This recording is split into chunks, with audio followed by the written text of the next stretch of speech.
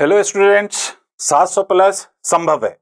700 plus संभव है, ये हर बच्चे को बोलना है भाई।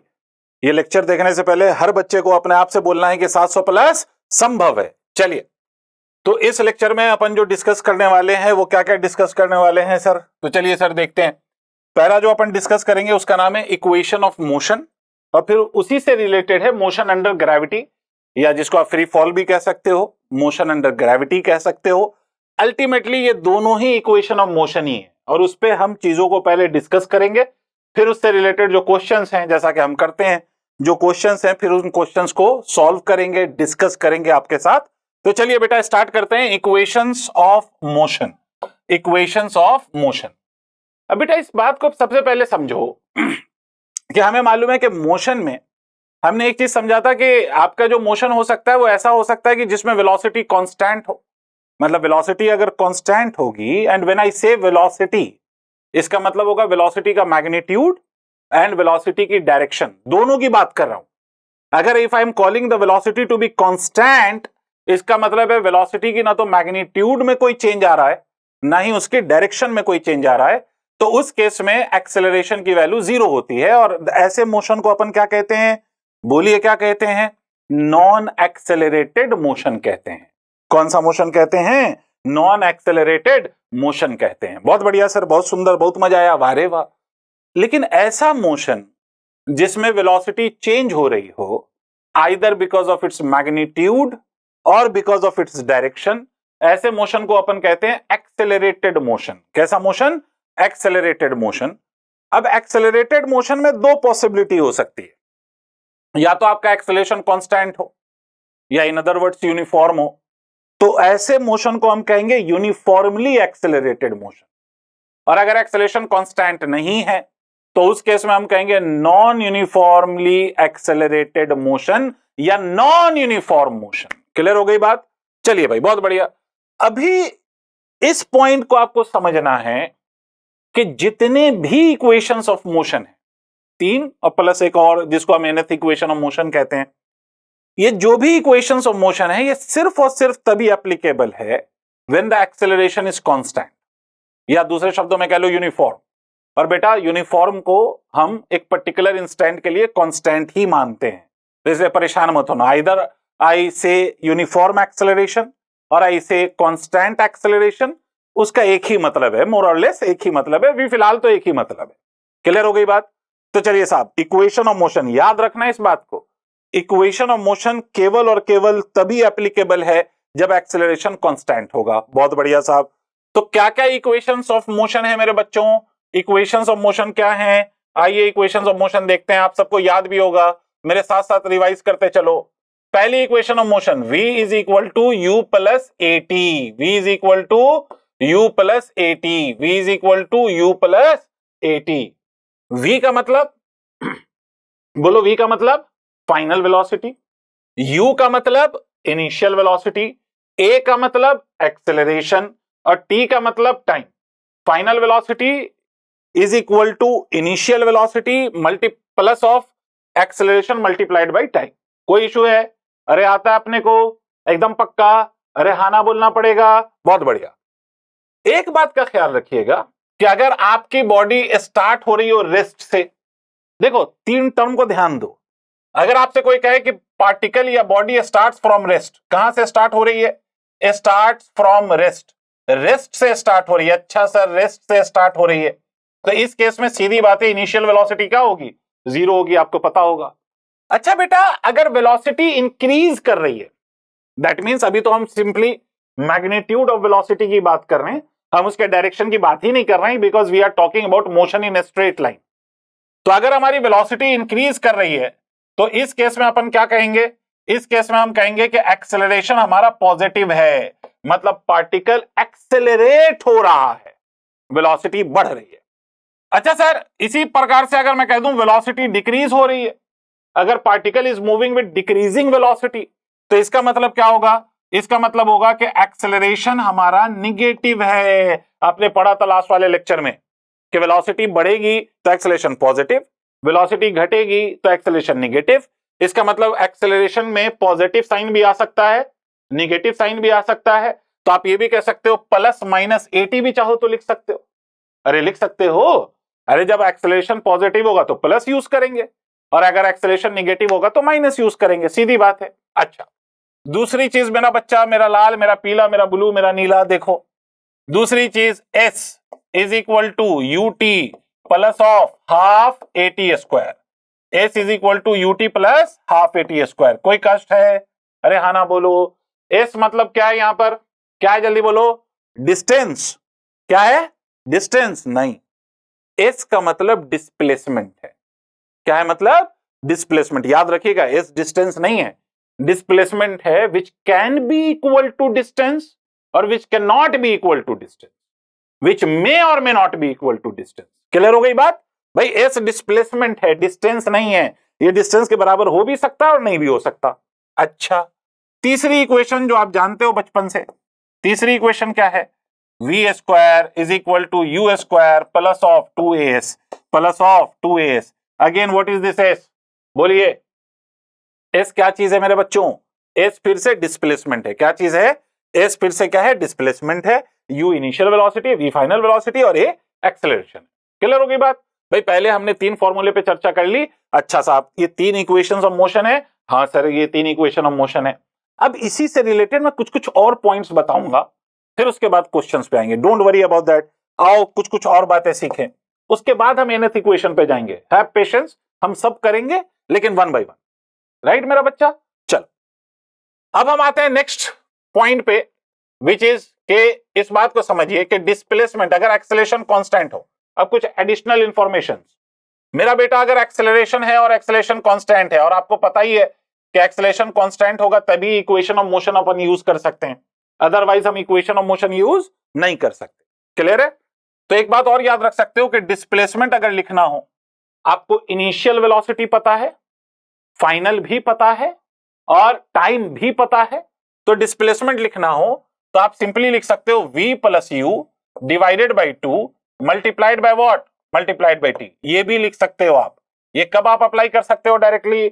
जब आपका एक्सेलरेशन कांस्टेंट हो। एक्सेलरेशन कांस्टेंट होगा तभी इक्वेशन ऑफ मोशन एप्लीकेबल होगा। और यहां पर v क्या है? Final velocity. u का है इनिशियल वेलोसिटी। 2 है भाई, t टाइम है। इसको मैं ये भी कह सकता हूं ना कि mean of velocity multiplied by time. अगर एक्सेलरेशन कांस्टेंट हो तो वेलोसिटी का मीन निकाल लो और उसको टाइम से मल्टीप्लाई कर दो, तो वही क्या मिल जाएगा आपको? डिस्प्लेसमेंट। क्या मिल जाएगा मेरे बच्चों? डिस्प्लेसमेंट मिल जाएगा। तो एक फॉर्मूला तो ये हो गया कि s is equal to v plus u divided by 2 multiplied by t. बहुत बढ़िया सर, बहुत सुंदर, बहुत मजा आया। वाह रे वाह। आगे सुनो, एक इक्वेशन अभी हमने लिखा था कि s is equal to u t plus half a t square, और u क्या था? Initial velocity.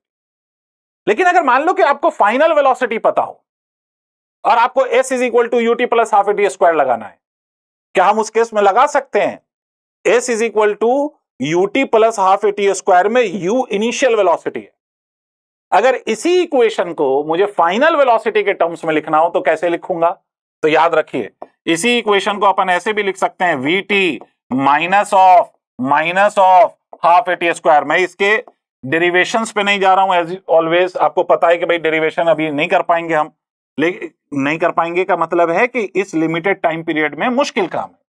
लेकिन आपको ये बात समझ में आ रही है कि अगर मुझे फाइनल वेलोसिटी गिवन है तो फाइनल वेलोसिटी के टर्म्स में अगर मुझे डिस्प्लेसमेंट लिखना हो तो मैं लिख सकता हूं s is equal to v t minus of half a t square. Half a t square. बहुत बढ़िया सर, ये दोनों फॉर्मूले और समझ में आ गए आपको?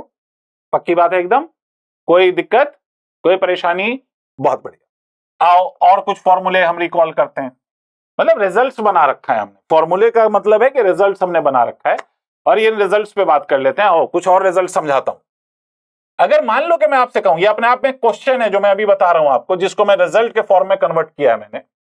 इसका मतलब यह है कि आप इसको सॉल्व कराया जाता है, जब आप रेगुलर क्लास करते हो तो आपको सॉल्व कराते हैं। ये अभी मैंने इसको किस फॉर्म में रखा हुआ है? क्वेश्चन के फॉर्म, मतलब फॉर्म, रिजल्ट के फॉर्म में इसको मैंने रखा हुआ है। अब इस बात को देखिए, क्या है बेटा? अगर आपकी इनिशियल वेलोसिटी u हो और u की वैल्यू 0 हो, इसका मतलब यू स्टार्टेड फ्रॉम रेस्ट। कैसे स्टार्ट हुए आप? रेस्ट से स्टार्ट हुए। कैसे स्टार्ट हुए आप? रेस्ट से स्टार्ट हुए। और आप एक्सेलरेट हुए for some time, let that be acceleration be alpha metre per second square. अगर आपने ये क्लासरूम में किया है तो आपको पता होगा, अदरवाइज मैं कर देता हूं अभी, है ना। पहले मेरी बात समझिए कि आपने क्या करा, आप एक्सेलरेट हुए, कितने रेट से एक्सेलरेट हुए, alpha metre per second square, कोई दिक्कत।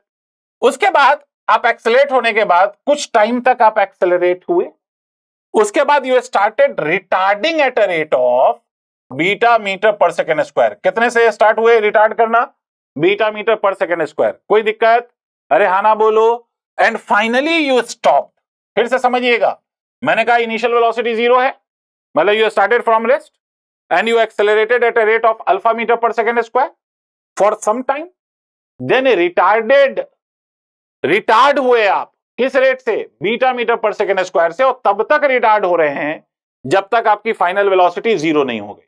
कितनी हो गई, 0 हो गई। क्लियर हो गई बात। आपसे इस केस में कहा जाता है कि अगर इस पूरे मोशन को होने में टाइम जो लगा है, that is the total time, that total time is T. पूरे मोशन का जो टोटल टाइम है बेटा वो टी है। कितना है, पूरे मोशन का जो टोटल टाइम है वो टी है। समझ पा रहे हो, अरे हाँ ना तो बोलो। अरे alpha metre per second square से एक्सेलरेट हुए, कुछ समय तक एक्सेलरेट हुए, फिर उसके बाद रिटार्ड हुए, किस रेट से, beta metre per second square से, कुछ समय तक रिटार्ड हुए। एक्सेलरेशन का टाइम और रिटार्डेशन का टाइम, इन दोनों का जो सम टोटल है वो क्वेश्चन में आपको गिवन रहता है टी है। कोई इशू, कोई दिक्कत। तो आपसे ये पूछा जाता है कि what is the maximum velocity acquired by the particle. क्या पूछा जाता है, what is the maximum velocity acquired by the particle. Particle ने इस पूरे प्रोसेस में मैक्सिमम कितनी वेलोसिटी अक्वायर की, क्या अक्वायर की, मैक्सिमम वेलोसिटी।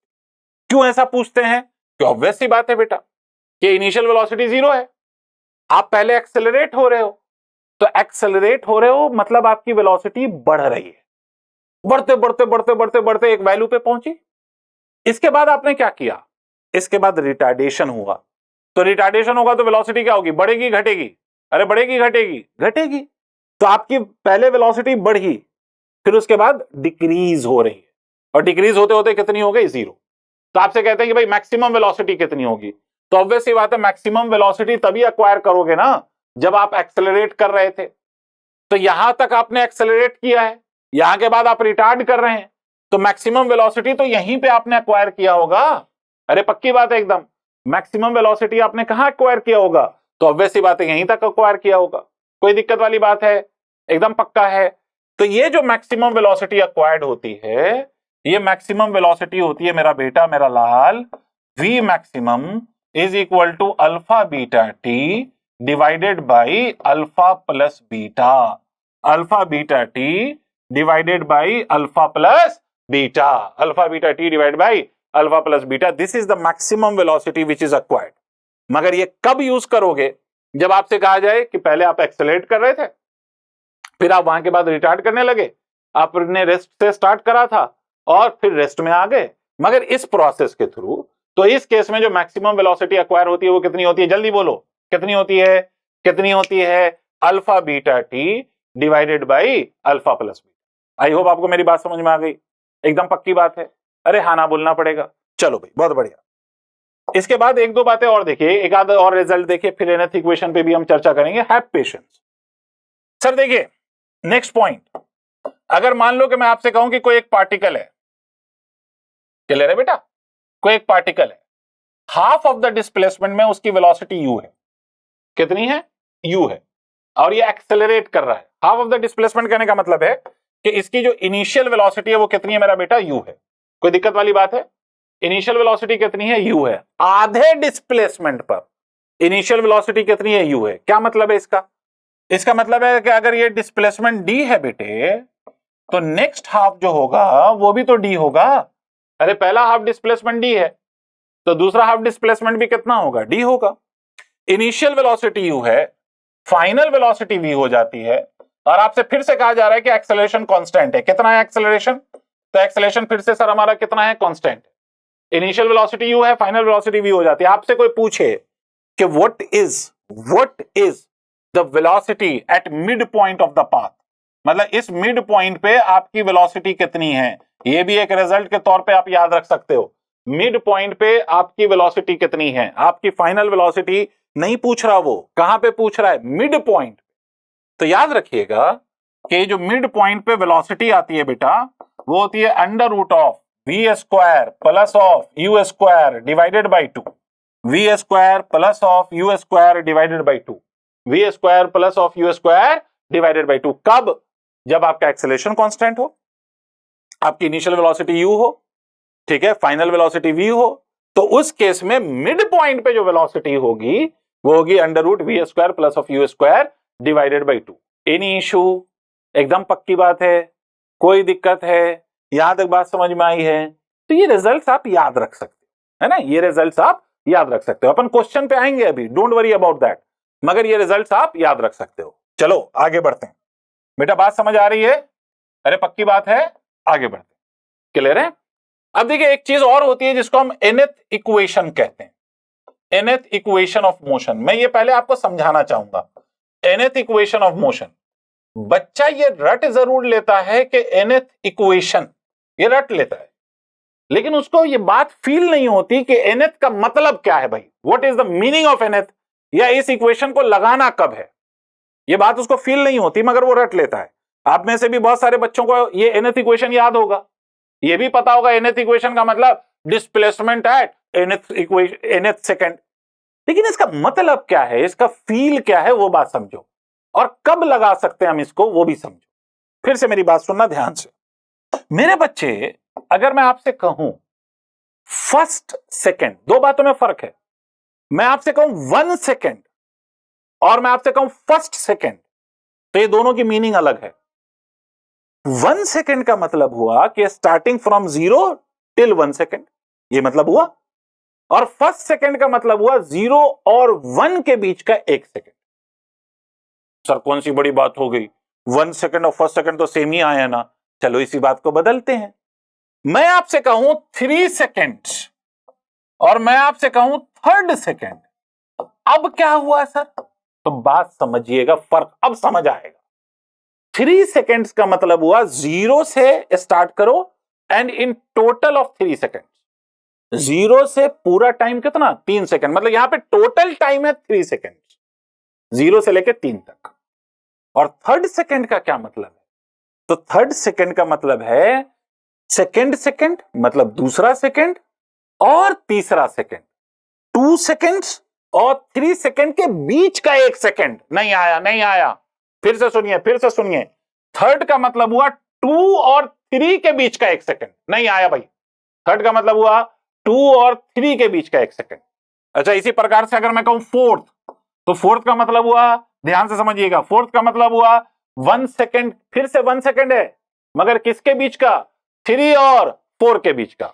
नहीं आया, 3 और 4 के बीच का। अरे बेटा 5th सेकंड कहूं, 5th, तो मैं क्या कहूंगा, अगेन 1 सेकंड, बट किसके बीच का, 4 और 5 के बीच का। फर्क समझ में आया कि भाई अगर मैं कहता 5 सेकंड, 5 सेकंड, तो इसका मतलब होता टोटल 5 सेकंड। और मैं आपसे कह रहा हूं 5th सेकंड, इसका मतलब होगा कि 4 और 5 के बीच का 1 सेकंड। क्लियर हो गई बात? 5th कहा है तो उसमें से एक कम कर लिया तो 4 आया, तो 4 और 5 के बीच का 1 सेकंड। फील आ रही है? पक्की बात है? अब मेरी बात ध्यान से सुनना। एक्चुअली में मेरे बच्चों, ये जो nth इक्वेशन है, it gives you the displacement of 1 second. ये हमेशा वहां लगाना है जहां पे आपको 1 सेकंड का डिस्प्लेसमेंट पता हो। कितनी देर का पता हो? 1 सेकंड का डिस्प्लेसमेंट पता हो। अगर आपको 10 सेकंड का डिस्प्लेसमेंट पता हो तो आप s is equal to u t plus half a t square लगाओगे। nth कहां लगाओगे? nth का मतलब हुआ मेरा बच्चा कि ये हमेशा वहां लगाएंगे जहां हमें डिस्प्लेसमेंट पता हो। कितनी देर का पता हो? तो 1 सेकंड का पता हो। Displacement of 1 second, displacement of 1 second between कौन से दो टाइम के बीच का 1 second? n-1 second and n second. कौन से दो टाइम के बीच का? n-1 second and n second. क्यों भाई? क्योंकि यहां लिखा हुआ है nth इक्वेशन। nth जैसे मैंने कहा था ना 5th, तो 4 और 5 के बीच का 1 सेकंड, तो nth का मतलब क्या होगा? n-1 और n के बीच का 1 सेकंड। तो याद रखिएगा nth इक्वेशन हमेशा वहां अप्लाई करना है जहां पे हमें डिस्प्लेसमेंट गिवन हो 1 सेकेंड का किसी भी दो कॉन्जिक्यूटिव टाइम के बीच। जैसे 4 और 5 के बीच का 1 सेकेंड तो हम यूज करेंगे nth इक्वेशन। अगर 5 और 6 के बीच का 1 सेकेंड फिर से यूज करेंगे nth equation. If you have the displacement of 1 second you will use the nth equation. Clear हो गई बात? एकदम पक्का? अरे हाँ ना बोल दो एकदम फटाफट। क्या बात समझ आई है मेरे बच्चों? अरे हाँ ना बोलो। अच्छा, तो ये nth इक्वेशन होती क्या है? तो जब आप वॉल्व करते हैं, कैसे सॉल्व करेंगे? इमेजिन करो कि अगर मुझे nth इक्वेशन की बात करनी है तो मैंने कहा n-1 सेकेंड और n सेकेंड, इन दोनों टाइम के बीच का जो 1 सेकेंड है उसका डिस्प्लेसमेंट। जैसे एग्जांपल ऐसे समझो, मैं आपसे कह रहा हूं 5th सेकेंड, इसका मतलब 4 और 5 के बीच का 1 सेकेंड। अगर मैं आपसे कहूं कि 4 सेकेंड और 5 सेकेंड्स के बीच का जो 1 सेकेंड है उसका डिस्प्लेसमेंट कितना होगा? फिर से समझिए, पूरे 4 सेकेंड्स और 5 सेकेंड के बीच में जो 1 सेकेंड आया उसका डिस्प्लेसमेंट कितना होगा? तो क्या कहोगे आप कहोगे मास्टर पूरे 5 सेकेंड का डिस्प्लेसमेंट निकाल लो और पूरे 4 सेकेंड का डिस्प्लेसमेंट निकाल लो, दोनों को सब्ट्रैक्ट कर दो। यही तो कहोगे। अरे हाँ ना बोलो, एकदम पक्की बात है। अरे अगर मैं कहूं 6 सेकेंड का डिस्प्लेसमेंट, इसका मतलब 5 और 6 के बीच के 1 सेकेंड का डिस्प्लेसमेंट, तो आप क्या कहोगे? पूरे 6 सेकेंड का डिस्प्लेसमेंट निकाल लो और 5 सेकेंड का डिस्प्लेसमेंट निकाल लो और दोनों को क्या कर दो? सब्ट्रैक्ट कर दो। तो वही तो डिस्प्लेसमेंट आएगा 1 सेकेंड का। हाँ सर, यही आएगा। तो SNF का बेसिक मतलब होता है n सेकेंड का डिस्प्लेसमेंट। ये कैसे निकालेंगे पूरे n सेकेंड का डिस्प्लेसमेंट? तो पूरे n सेकेंड का डिस्प्लेसमेंट निकालेंगे ut plus half a t square से। अरे भाई 1 सेकेंड से ज्यादा के टाइम का डिस्प्लेसमेंट अगर निकालना हो तो s is equal to ut plus half a t square का यूज करेंगे। आई होप आपको मेरी बात समझ में आ गई। एकदम पक्की बात है, बहुत बढ़िया सर। तो आप क्या लिखेंगे? एस एन एथ बराबर एस एन माइनस करो, इसमें से क्या माइनस करोगे? Displacement of n-1 second. मतलब अगर n की वैल्यू 6 है तो 6 सेकेंड का डिस्प्लेसमेंट निकालिए और 6 - 1 मतलब 5 सेकेंड्स का डिस्प्लेसमेंट निकालिए और दोनों को सब्ट्रैक्ट कर दीजिए तो 5 और 6 के बीच के 1 सेकेंड का डिस्प्लेसमेंट आ जाएगा। आई होप आपको मेरी बात समझ में आ रही है। 5 और 6 के बीच के 1 सेकेंड का डिस्प्लेसमेंट आ जाएगा और उसी को हम एस एन एथ कहते हैं। और जब आप ये करेंगे तो आपको ये जो रिजल्ट आएगा वो आएगा u plus of a by 2 into 2n minus of 1। 2n minus of 1 नहीं आया। पक्की बात एकदम। आपसे कोई पूछ ले n का क्या मतलब, तो भाई आपने कहा था 6, तो n क्या था? 6 था या नहीं था? अरे आप खुद सोचिए, अगर मैंने कहा 6 तो n की वैल्यू हो गई 6 और n-1 की वैल्यू हो गई 5। तो ये जो n है वो क्या है? n जो है आपका वो nth को रिप्रेजेंट कर रहा है। जैसे आपसे कोई कहे 5th सेकेंड का डिस्प्लेसमेंट बताओ तो n की जगह क्या रख देंगे? 5 रख देंगे। क्लियर है? ये टोटल टाइम को रिप्रेजेंट कर रहा है। लेकिन ये क्या रिप्रेजेंट कर रहा है? ये रिप्रेजेंट कर रहा है कि n और n-1 के बीच का डिस्प्लेसमेंट, मतलब ये रिप्रेजेंट कर रहा है डिस्प्लेसमेंट ऑफ 1 सेकेंड। क्लियर है? ये क्या रिप्रेजेंट कर रहा है? Displacement of 1 second. और ये क्या रिप्रेजेंट कर रहा है? ये रिप्रेजेंट कर रहा है टोटल टाइम को। किसको रिप्रेजेंट करता है? ये याद रखिएगा, आगे यूज होना है इसका, क्वेश्चन में अपन यूज करेंगे इसको। तो n किसको रिप्रेजेंट कर रहा है? टोटल टाइम को। क्लियर है? पक्की बात है। n रिप्रेजेंट कर रहा है टोटल टाइम को और एस एन एथ किसको रिप्रेजेंट कर रहा है? डिस्प्लेसमेंट ऑफ 1 सेकेंड को। डिस्प्लेसमेंट ऑफ 1 सेकेंड को। आई होप आपको मेरी बात समझ में आ गई। एकदम पक्का है? देख लो भाई, सबको समझ में आ रहा है। चलिए सर आगे बढ़ते हैं कुछ और कॉन्सेप्ट की ओर। अब देखिए सर, कॉन्सेप्ट अब हम कुछ क्वेश्चंस के थ्रू समझने की कोशिश करें। एक और कॉन्सेप्ट मैं उसका क्वेश्चन के फॉर्म में आपको वो कॉन्सेप्ट सिखाऊंगा। एक और कॉन्सेप्ट समझिए, और इसी से रिलेटेड 2023 में क्वेश्चन भी आया है। कहां आया है? 2023 में। तो पहले मैं वो 2023 का क्वेश्चन करा दूं, फिर उसके बाद इसको और एक स्टेप आगे ले जाऊंगा मैं कॉन्सेप्ट के थ्रू, क्वेश्चन के थ्रू। क्लियर है? आइए पहले तो मैं 2023 के इस क्वेश्चन पे आता हूं। 2023 का क्वेश्चन भाई देख लेना, डेटा देख लेना। 2023 का क्वेश्चन क्लियर है? क्वेश्चन क्या था? क्वेश्चन ये था 2023 में कि दे सेड कि दिस इज अ ब्लॉक। दिख रहा है मेरे बच्चों? ये एक ब्लॉक है। आप इमेजिन करो कि एक ब्लॉक है। क्लियर है? पक्की बात एकदम? सही जा रहा हूं? इसमें बोला कि यहां से एक बुलेट पेनिट्रेट करता है, बुलेट पेनिट्रेट करता है यहां से, और इस बुलेट की वेलोसिटी कितनी है इस इंस्टेंट पे u है। ये क्वेश्चन में मेंशन है कि bullet penetrates at one end and its velocity at that instant is u। अब क्या कह रहा है वो कह रहा है कि after the bullet has moved, कितना मूव हुआ, बाई 24 सेंटीमीटर। कितना मूव हुआ, बाई 24 सेंटीमीटर। कितनी देर चला, 24 सेंटीमीटर तक चला। The velocity of bullet becomes, अब यहां ध्यान देना है, वेलोसिटी ऑफ बुलेट बिकम्स, इसी पे आगे के दो कॉन्सेप्ट हैं। Velocity of bullet becomes u/3। कितनी हो जाती है, u/3। देख पा रहे हो आप लोग, एकदम पक्की बात है। फिर से रिपीट कर रहा हूं, bullet penetrates with a velocity of u, 24 centimetre के बाद वेलोसिटी कितनी हो रही है, u/3। क्वेश्चन में मेंशन किया गया कि if at other and the velocity of the bullet just become 0, यहां पर आके वेलोसिटी ऑफ द बुलेट क्या हो रही है, 0। भाई होगी, क्योंकि यहां पर वेलोसिटी ज्यादा थी, यहां पर वेलोसिटी कम हो गई, तो वेलोसिटी डिक्रीज हो रही है। तो डिक्रीज हो रही है तो कभी ना कभी तो 0 भी होगी, एकदम पक्की बात है, 0 होगी, हो रही है 0। तो उसने बोला कि व्हाट इज द लेंथ, जो नीट ने पूछा, वो क्या पूछा, what is the length of this block. क्या पूछा गया है, लेंथ ऑफ द ब्लॉक बताइए। ये सेक्शन बी का क्वेश्चन है 2023 का। क्या बताना है, लेंथ ऑफ द ब्लॉक बताना है। आई होप आपको मेरी बात समझ में आ रही है, क्या बताओगे, लेंथ ऑफ द ब्लॉक। चलिए भाई, तो इसको हम समझते हैं, सॉल्व करते हैं, ध्यान से देखिएगा बेटा। इस पूरे प्रोसेस में ये जो वेलोसिटी डिक्रीज हो रही है, इसका मतलब ये मोशन एक्सेलरेटेड है या रिटार्डेशन हो रहा है, एक्सेलरेशन है या रिटार्डेशन हो रहा है। तो ऑब्वियस सी बात है कि यहां पर क्या हो रहा है, रिटार्डेशन हो रहा है, क्योंकि वेलोसिटी कम हो रही है। इस पूरे मोशन में आपको ये बात मान के चलनी है कि जितना रिटार्डेशन यहां से यहां के बीच में हुआ है, the same retardation is taking place between B and C. भाई जितना रिटार्डेशन ए और बी के बीच में हुआ है, वही रिटार्डेशन किसके बीच में होगा, बी और सी के बीच में। अगर ऐसा नहीं होता तो फिर क्वेश्चन में वो मेंशन करता, और कुछ भी मेंशन नहीं किया तो बाय डिफॉल्ट हम ये मानेंगे कि retardation in this part as well as in this part is same. Clear हो गई बात। तो अब देखो, फर्स्ट इंफॉर्मेशन से, मतलब कहा किसे, ए से बी के बीच में पहले बात करते हैं। ए से बी के बीच में जो रिटार्डेशन है, वही बी और सी के बीच में भी रिटार्डेशन है, मानते हो आप। तो क्या करो सर, पहला स्टेप क्या करोगे, ए और बी के बीच का रिटार्डेशन पता कर। क्या पता करोगे, रिटार्डेशन।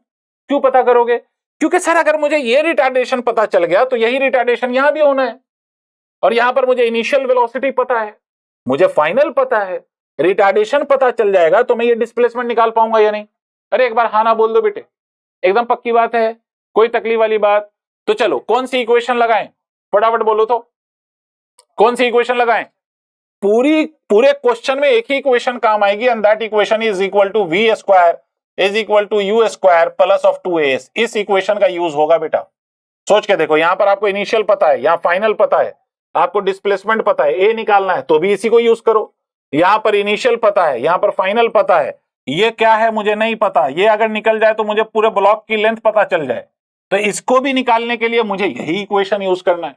क्लियर है, तो आओ यूज करें। तो अगर मैं यहां पे लिखूं तो मैं क्या लिखूंगा, फाइनल वेलोसिटी बिकम्स u/3 का स्क्वायर। देखोगे, देखो देखो देखो, और ये initial velocity u square plus of 2 into A multiplied by कितना, 24। आई होप आपको मेरी बात समझ में आ रही है, एकदम पक्की बात है। अच्छा एक पर चिंता मत करना कि भाई ये प्लस क्यों ले लिया सर, रिटार्डेशन जब हो रहा है तो। बेटा प्लस ले लिया, आंसर निगेटिव में आ जाएगा, कोई इशू नहीं है उसमें। चलिए, हाँ लेकिन अगर आपसे मतलब वैल्यू पुट करना हो और रिटार्डेशन है और वैल्यू उसकी रखनी हो, यहां तो वैल्यू निकाल रहे हैं ना हम एक ही, अगर वैल्यू रखना है तो फिर माइनस ले लो। अगर इसमें पहले ही माइनस ले लोगे तो आंसर प्लस में आ जाएगा, कौन सा मसला है उसमें। चलो देखते हैं। तो इस वैल्यू को अपन क्या लिखेंगे, इसको लिखेंगे u square by 9। I hope आपको दिख रहा होगा, minus of u square is equal to 48 times of a. गलत तो नहीं कह रहा हूं, प्लीज देख लीजिए, अरे हाँ ना बोलिए, 48 मल्टीप्लाइड बाई। इसको फर्दर सॉल्व करो तो ये आ जाएगा, देखो निगेटिव में आ रहा है, देखो ये आ जाएगा minus of 8 u square by 9 is equal to कितना, 48 ए। और बेटा इसको अगर मैं कैंसिल करूं तो 8 और 6 यहां आ जाएगा, तो ए की वैल्यू कितनी आ गई, ए की वैल्यू आ गई minus of u square divided by 54। नहीं आया, नहीं आया। एक्सेलरेशन की वैल्यू देख लीजिए एकदम ध्यान से। अरे देखिए एक्सेलरेशन की वैल्यू कितनी आ गई, ए बराबर आ गया minus u square by 9 into 6 54। यही रिटार्डेशन देखो इसमें खुद निगेटिव आ गया ना, खुद से निगेटिव आ गया, कोई इशू नहीं है। चलिए अब यही इक्वेशन बी से सी में यूज करिए, बी टू सी। अगर आप ये इक्वेशन बी टू सी में यूज करोगे तो क्या करोगे बताओ? अरे बोलो, कुछ नहीं करोगे भाई, यही इक्वेशन लगाना है। वी स्क्वायर की जगह क्या लिखोगे? 0। यू स्क्वायर की जगह क्या लिखोगे? ये इसकी वैल्यू कितनी? यू बाई 3 का square plus of 2 multiplied by minus u square divided by 54। Sir आप माइनस क्यों लिखा आपने? क्योंकि भाई ये आया ही माइनस, और डेटा पुट कर रहा हूं मैं, एक्सेलरेशन की वैल्यू लिख रहा हूं वहां पर, तो because I am writing the value of acceleration, मैं वैल्यू ऑफ एक्सेलरेशन पुट कर रहा हूं, तो अगर वो प्लस होता तो प्लस लिखूंगा, और माइनस है तो माइनस लिखूंगा, मल्टीप्लाइड बाय ये डिस्प्लेसमेंट। डिस्प्लेसमेंट को चलो एक्स मान लेते हैं फिलहाल, सही है। इसको इधर ले आइए तो क्या लिखेगा आप? लिखेगा u square by 9 is equal to with negative sign is equal to, ये हो जाएगा minus u square by 27 multiplied by x. Minus ने माइनस को मार डाला, माइनस ने माइनस को मार डाला, यू स्क्वायर ने यू स्क्वायर को मार डाला। अरे हाँ ना बोलो, यू स्क्वायर ने यू स्क्वायर को मार डाला, तो एक्स की वैल्यू कितनी आई बेटा? एक्स की वैल्यू आ गई 3 सेंटीमीटर। कितनी आ गई? 3 सेंटीमीटर। तो ये एक्स 3 आ गया और ये 24 आ गया, तो लेंथ क्या हुआ इन दोनों का सम? तो लेंथ कितना हो गया बताओ, जल्दी से बोलो, जल्दी जल्दी बोलो। 24 plus of 3 is equal to 27 centimetre. 27 centimetre. Clear हो गया बेटा? एकदम पक्की बात है। 2023 का क्वेश्चन क्लियर है। चलिए आगे बढ़ते हैं। अब देखिए इसी को एक स्टेप और आगे ले चलते हैं। अब देखिए क्या पूछते हैं आपसे, चलिए मिलकर क्वेश्चन बनाते हैं। सर आप देख रहे होगे मैंने इन क्वेश्चंस का पीपीटी नहीं रखा है, ताकि आपको ऐसा लगे कि अपन अभी क्वेश्चन बना रहे हैं और सॉल्व कर रहे हैं, ठीक है। ये पहले से रेडीमेड नहीं रखा है, ताकि आपको ये दिख जाए कि अरे रेडीमेड है। ये हम क्वेश्चन यहीं पे फ्रेम कर रहे हैं, तो डेटा कुछ भी इधर उधर हो सकता है, पैटर्न ये है। क्लियर है? चलिए बात समझते हैं। मेरा बेटा इसमें ऐसे सवाल पूछते हैं, एक्चुअली में ऐसा सवाल आपने देखा होगा कि भाई एक बुलेट है, इसमें दो टाइप से बातें की जाती। एक बुलेट है, आपसे कहेंगे कि ये बुलेट है और इस बुलेट की वेलोसिटी u है। एक तरीका तो है पूछने का कि u है, और when it penetrates through a plank, एक प्लैंक के थ्रू जब ये पेनिट्रेट करता है इसकी वेलोसिटी u है, और जब ये प्लैंक के थ्रू पेनिट्रेट करता है तो इसकी वेलोसिटी u बाई n हो जाती है। कितनी हो जाती है? u बाई n हो जाती है। दो तरह के वर्ड्स यूज होते हैं, the velocity becomes u by n, ये एक वर्ड है, और दूसरा क्या कहते हैं आपसे? Velocity reduces by u by n। नहीं आया, नहीं आया, नहीं आया, नहीं आया। Velocity becomes u by n अलग टर्म है, मतलब वेलोसिटी इतनी हो जाती है। दूसरा क्या हो सकता है कि वो आपसे कहते हैं वेलोसिटी रिड्यूसेस, रिड्यूस हो जाती है। कितना? u बाई n से रिड्यूस हो जाती है। तो अगर रिड्यूस वर्ड है, दोनों बातों में फर्क समझिएगा कि अगर रिड्यूस वर्ड है, सेम क्वेश्चन, अगर रिड्यूस वर्ड है बाय u बाई n, तो यही वाली चीज क्या लिखते हैं आप? u minus of u by n लिखते। नहीं आया भाई, क्या लिखते आप? u minus of u by n लिखते। Did you understand? u minus of u by n लिखते क्योंकि रिड्यूस हो रही है, तो रिड्यूस होने के बाद जो बच गई वेलोसिटी वो यही तो होती। तो ये इस बात का ख्याल रखिएगा कि क्वेश्चन में वो बोल क्या रहा है। वो ये बोल रहा है कि इतनी हो गई है, रिड्यूसेस टू हो गई है, या रिड्यूसेस बाई हो गई है, इस बात का ख्याल रखिएगा। अगर रिड्यूसेस टू हो गई तो u बाई n, अगर रिड्यूसेस बाई हो गई तो उस केस में u minus of u by n। Okay चलिए पहले तो ये समझ लेते हैं। अब इसमें सवाल ये कहते हैं कि भाई ऐसे ऐसे मैं कितने प्लैंक्स लगा दूं कोई इसकी फाइनल जो वेलोसिटी है वो 0 हो जाए। फिर से समझिएगा, ऐसे ऐसे मैं कितने प्लैंक्स लगा दूं सच दैट कि इसकी फाइनल वेलोसिटी क्या हो जाए? 0 हो जाए। तो बेटा ये सवाल मोर और लेस वैसा ही है जैसा अभी कराया आपने। हाँ ये अलग बात है, इस सवाल को मैं दो तरीके से आपको सिखा सकता हूं। पहला तरीका, चूंकि अपन मोशन पढ़ रहे हैं और मोशन में हम इक्वेशन पढ़ रहे हैं, तो एक तरीका तो मैं यूज करूंगा इक्वेशन ऑफ मोशन का, और दूसरा तरीका मैं यूज करूंगा वर्क एनर्जी थ्योरम का। ठीक है, यहीं पे यूज कर ले रहा हूं कि अगर आगे ये सवाल मिले तो कोई इश्यू ना हो। देखो ये सवाल, ये क्वेश्चन काइनेमेटिक्स में भी यूज होता है और ये क्वेश्चन वर्क एनर्जी पावर वाले चैप्टर में भी यूज होता है। तो दोनों में मेथड अगर हम चाहें तो अलग भी कर सकते हैं या सेम मेथड से सॉल्व कर लें, क्या फर्क पड़ता है ना। चलिए पहले समझते हैं, पहले इक्वेशन ऑफ मोशन लगा के समझते हैं। तो मान लो मैंने कहा कि साहब ये प्लैंक की जो विड्थ है वो डी है, ऐसा मान लो। तो अगर प्लैंक की विड्थ डी है तो बेटा जब ये बुलेट इससे पेनिट्रेट होकर बाहर निकला तो रिटार्डेशन हुआ। तो पहला काम क्या करेंगे, बोलो फटाफट, क्या कर लें, रिटार्डेशन निकाल लें। और कौन सी इक्वेशन का यूज करें सर रिटार्डेशन निकालने में, तो फिर से देखिए you square plus of 2as का ही तो यूज करें।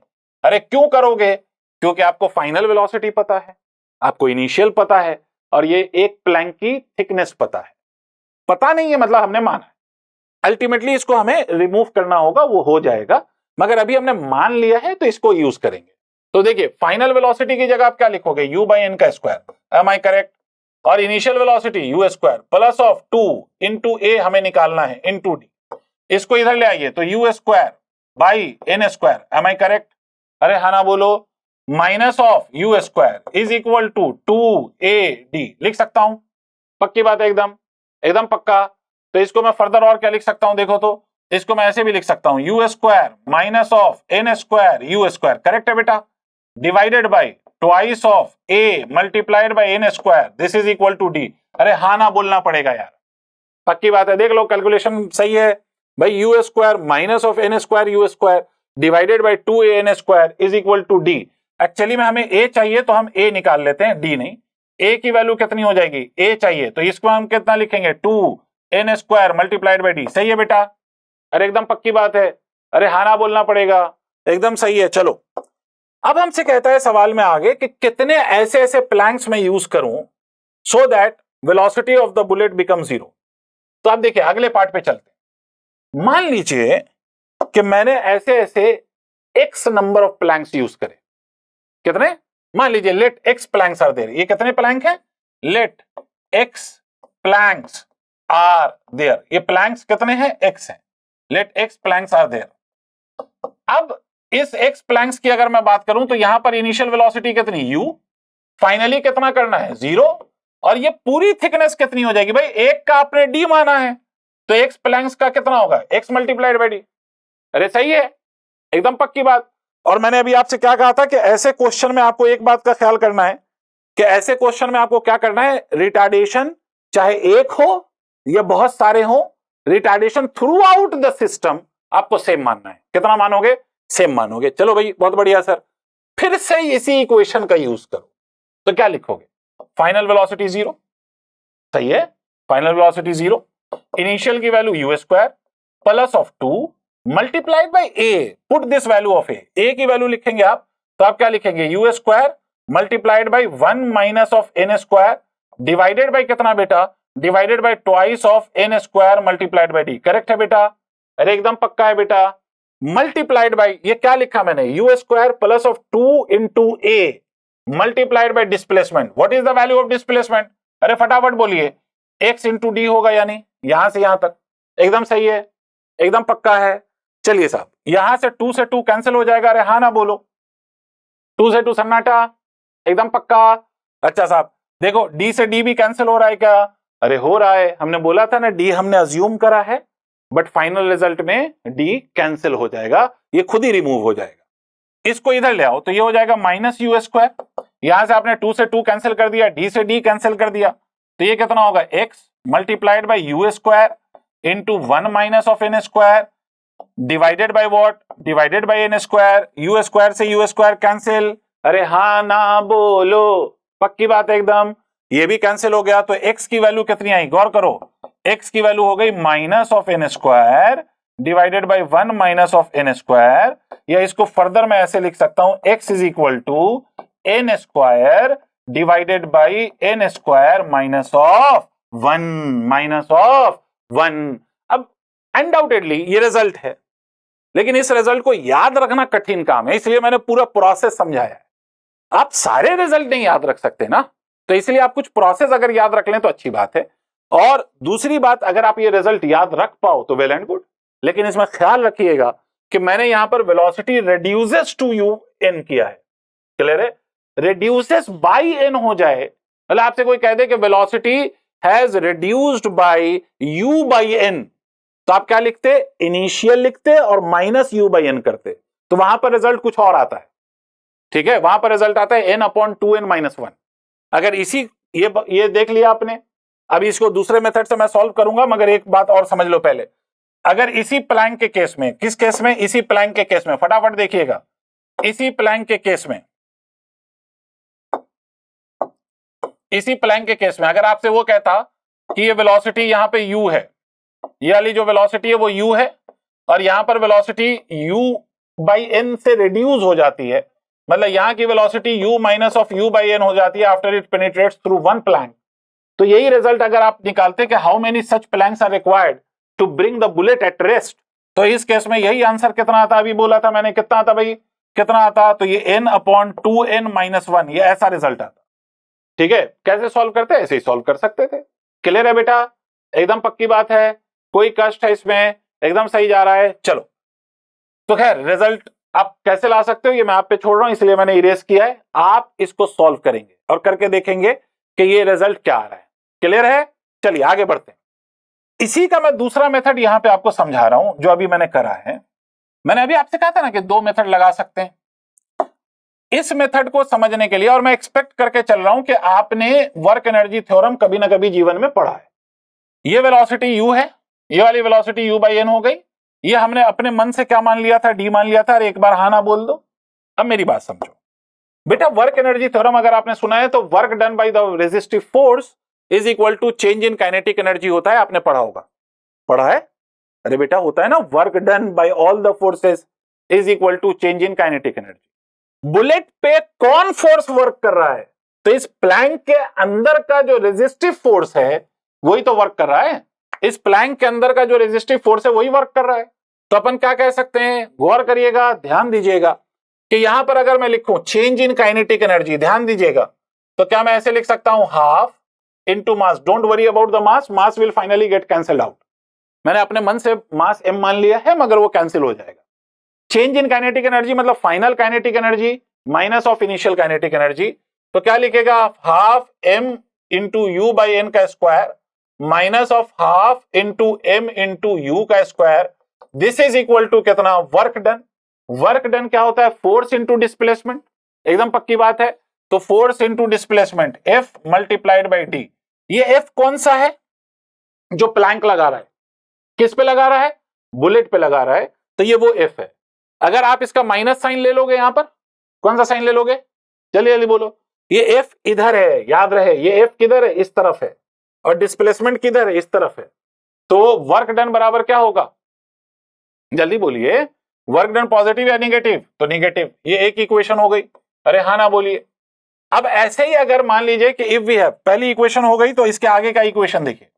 इसी तरह से आप मान लीजिए कि मैंने x प्लैंक लगा दिए और सबका थिकनेस d है, तो ये x इंटू डी हो गया।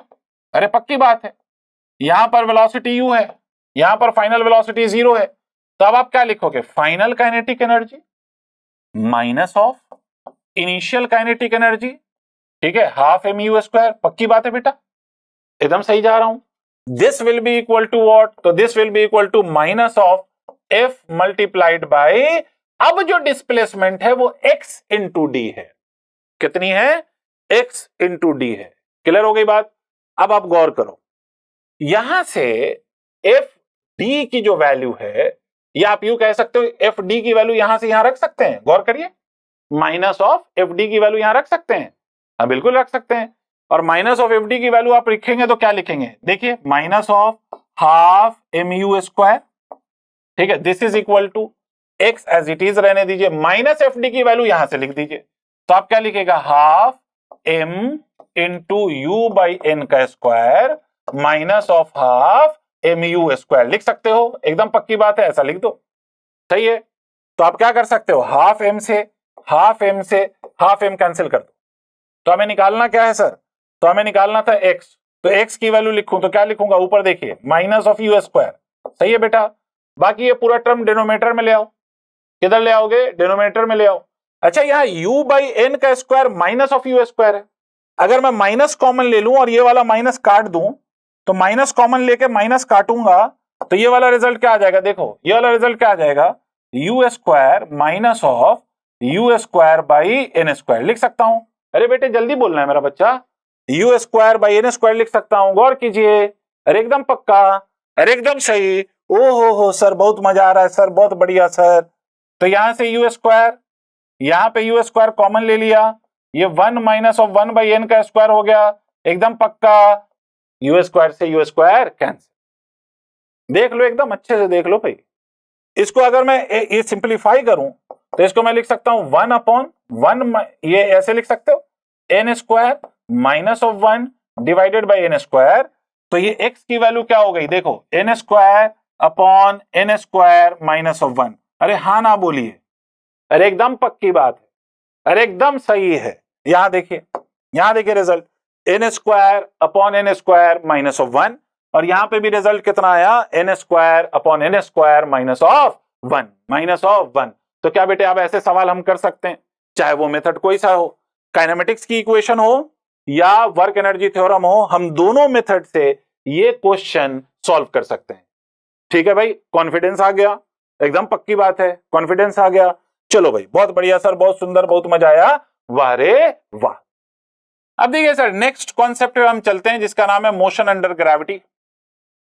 मोशन अंडर ग्रेविटी, अब इसमें सारी बातों को हम याद करते चलें, फिर आगे बात करेंगे, फिर क्वेश्चंस पे आएंगे। मोशन अंडर ग्रेविटी, अगर मैं मोशन अंडर ग्रेविटी की बात करूं तो सीधी बात यह है बेटा कि यहां पर केवल और केवल एक ही इफेक्ट काम करेगा पार्टिकल पे, और उसका नाम है effect of gravity. Effect of gravity क्या मतलब है सर इस बात का? इस बात का मतलब यह है कि आपने किसी पार्टिकल को यहां से फेंक दिया और सीधा ऐसे फेंक दिया under the effect of gravity. कहां फेंका है आपने? ग्रेविटी के इफेक्ट में फेंका है, और आपने इस पार्टिकल को कुछ इनिशियल वेलोसिटी यू से फेंका। क्लियर है? तो आप सबने देखा होगा, सबने ऑब्जर्व किया होगा कि ये पार्टिकल पहले ऊपर जाता है और एक पर्टिकुलर पॉइंट से ये पार्टिकल किधर आता है? नीचे आता है। पहले ये पार्टिकल किधर जाता है? ऊपर, फिर वो पार्टिकल वहां से किधर आएगा? नीचे आएगा। पक्की बात है एकदम?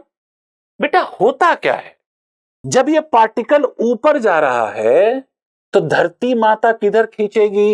नीचे। पार्टिकल किधर जा रहा है? ऊपर। धरती किधर खींच रही है? नीचे। तो वेलोसिटी और फोर्स की डायरेक्शन अपोजिट है या नहीं है? एकदम पक्का है। वेलोसिटी ऊपर है और अर्थ खींच रहा है नीचे, तो इस केस में वेलोसिटी क्या होगी? बढ़ेगी घटेगी? अरे बढ़ेगी घटेगी? घटेगी। तो वेलोसिटी पहले डिक्रीज करेगी, और डिक्रीज करते करते एक पॉइंट पे जाके फाइनल वेलोसिटी 0 होगी, और वहां के बाद पार्टिकल अब किधर आना शुरू करेगा? In the direction of force, that is in the direction towards the gravity of the earth. Clear हो गई बात? पहले ऊपर जा रहा था, अब किधर आएगा? नीचे आएगा। कहां तक ये ऊपर जाता है? तो याद रखिएगा कि इसकी जो मैक्सिमम हाइट है वो वहां पे होगी जहां पर इसकी फाइनल वेलोसिटी क्या हो जाए? 0 हो जाए। मैक्सिमम हाइट वहां होगी जहां पर इसकी फाइनल वेलोसिटी 0 हो जाए। क्लियर हो गई बात?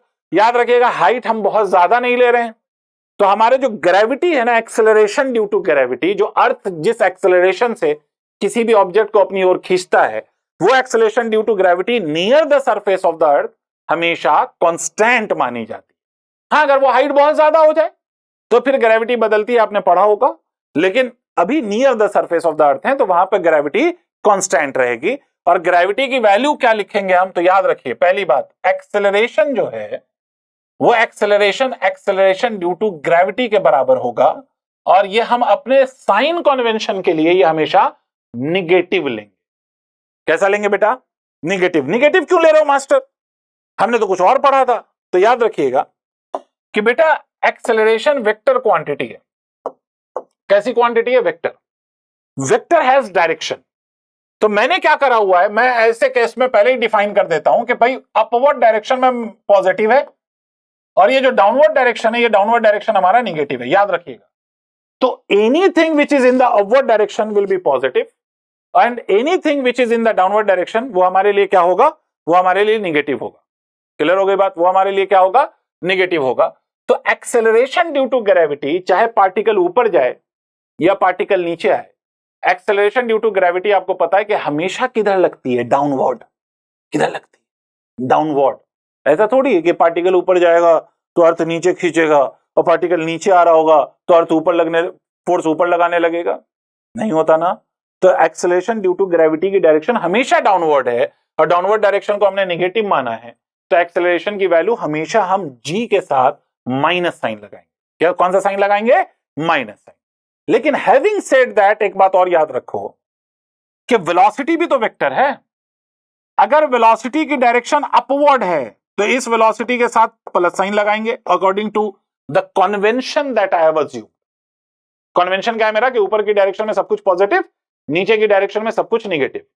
लेकिन अगर यही पार्टिकल नीचे जाने लग जाए तो वेलोसिटी किधर हो गई?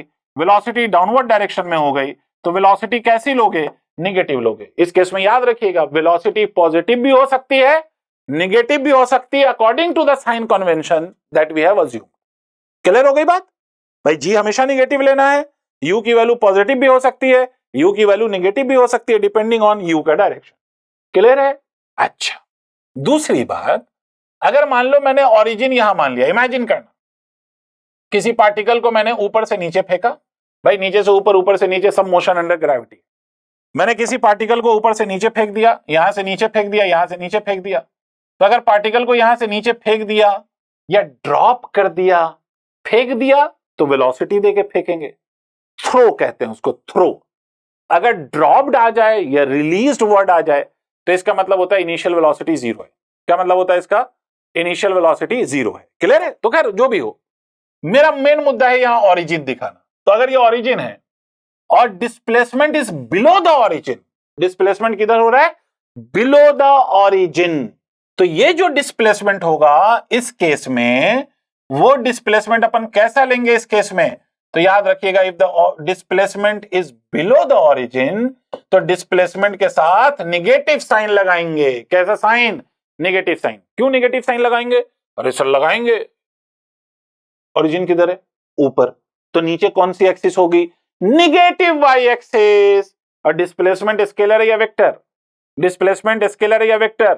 Sir vector. तो डिस्प्लेसमेंट की डायरेक्शन क्या हो जाएगी? निगेटिव हो जाएगी। वैसे भी निगेटिव वाई एक्सिस पे चलोगे तो डिस्प्लेसमेंट निगेटिव, और पॉजिटिव वाई एक्सिस पे चलोगे तो डिस्प्लेसमेंट पॉजिटिव। क्या मेरी बात समझ में आ गई है? एकदम पक्की बात है। बहुत बढ़िया सर, चलो आगे चलें। साइन कन्वेंशन के बाद हम आगे बात करते हैं कुछ बेसिक फॉर्मूले मोशन एंड ग्रेविटी के, फिर उससे रिलेटेड कुछ एप्लीकेशन एक दो देखेंगे, फिर क्वेश्चन पे हम आएंगे। तो देखो एक दो बेसिक बातें और कर लेते हैं मोशन एंड ग्रेविटी से रिलेटेड। अरे भाई चलो मेरा बेटा, सबसे पहली बात, अगर आप किसी पार्टिकल को यहां से फेंकते हो तो कुछ बेसिक बातें समझो। आपने किसी पार्टिकल को यू वेलोसिटी से फेंका, कितनी वेलोसिटी से फेंका? यू से फेंका। अगर आपने पार्टिकल को यू वेलोसिटी से फेंका तो ये कुछ हाइट तक जाएगा, अरे हाँ ना बोलो, और फिर वहां से लौटेगा। बिल्कुल सही सर, फिर वहां से लौटेगा। हमेशा एक बात याद रखना, जितनी वेलोसिटी से आपने पार्टिकल को फेंका है ये वापस ग्राउंड पे उतनी ही वेलोसिटी से स्ट्राइक करेगा। कितने से करेगा? जितने से आपने फेंका है उतनी वेलोसिटी से ये वापस ग्राउंड पे स्ट्राइक करेगा, in the absence of air resistance. किसके एब्सेंस में? एयर रेजिस्टेंस के एब्सेंस में। इस बात को याद रखो बेटा कि हम जो भी अभी कर रहे हैं मोशन अंडर ग्रेविटी का, उसमें हम एयर रेजिस्टेंस को कंसीडर नहीं कर रहे हैं। तो हम जो भी फॉर्मूला लगाते हैं यहां पर, या जो भी फॉर्मूला अप्लाई करते हैं यहां पर, वो केवल तभी वैलिड है when there is no air resistance. Clear हो गई बात? तो अगर एयर रेजिस्टेंस नहीं है तो यू वेलोसिटी से फेंका है तो ये वापस ग्राउंड पे कितनी वेलोसिटी से गिरेगा? यू वेलोसिटी से। अच्छा सर, बहुत बढ़िया सर, बहुत मजा आया, वाह रे वाह। अब देखो, सिर्फ ऐसा नहीं है बेटा कि जहां से फेंका वहीं पे वेलोसिटी सेम हुई है।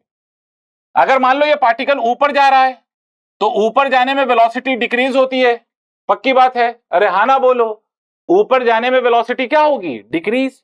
मेरा बेटा यहां पर अगर वेलोसिटी v है तो जब वापस लौट के पार्टिकल वहीं पहुंचेगा तो वेलोसिटी की वैल्यू उतनी ही होगी जितना जाते समय थी। जाने वाली वेलोसिटी और आने वाली वेलोसिटी सेम हाइट पे हमेशा सेम होती है। इसका मतलब जाने वाला पाथ और आने वाला पाथ आइडेंटिकल है। कैसा है? आइडेंटिकल है। मैं फिर से रिपीट कर रहा हूं, मगर ये सब तभी हो सकता है जब एयर रेजिस्टेंस कंसीडर नहीं करा जाए। तो हमने ये एयर रेजिस्टेंस कंसीडर नहीं किया है। क्लियर हो गया? अच्छा, दूसरी बात, मैं एक बात ये भी कह सकता हूं कि सर एक ही पॉइंट पे पार्टिकल दो बार पहुंचेगा, एक जाते हुए में और एक आते हुए में। एक जाते हुए में पहुंचा और दूसरा कब पहुंचा? आते हुए में। तो ये सारी बातें याद रखनी है। कि जिस पॉइंट को जितनी वेलोसिटी से पार्टिकल ने क्रॉस किया है उस पॉइंट पे लौटते समय वेलोसिटी उतनी ही होगी। सेम हाइट पे पार्टिकल 2 बार पहुंचेगा एक्सेप्ट दिस मैक्सिमम हाइट, और मैक्सिमम हाइट पे जो फाइनल वेलोसिटी होगी वो 0 होगी। फाइनल वेलोसिटी होगी वो 0 होगी। क्लियर हो गई बात? दूसरी बात बेटे, मोशन एंड ग्रेविटी में सारी इक्वेशन ऑफ मोशन वही आप अप्लाई करोगे।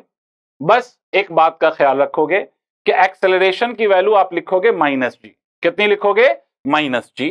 तो देखिए v की वैल्यू अगर मुझे निकालना हो तो इक्वेशन लिखेंगे v बराबर u माइनस जी टी, पक्की बात है एकदम।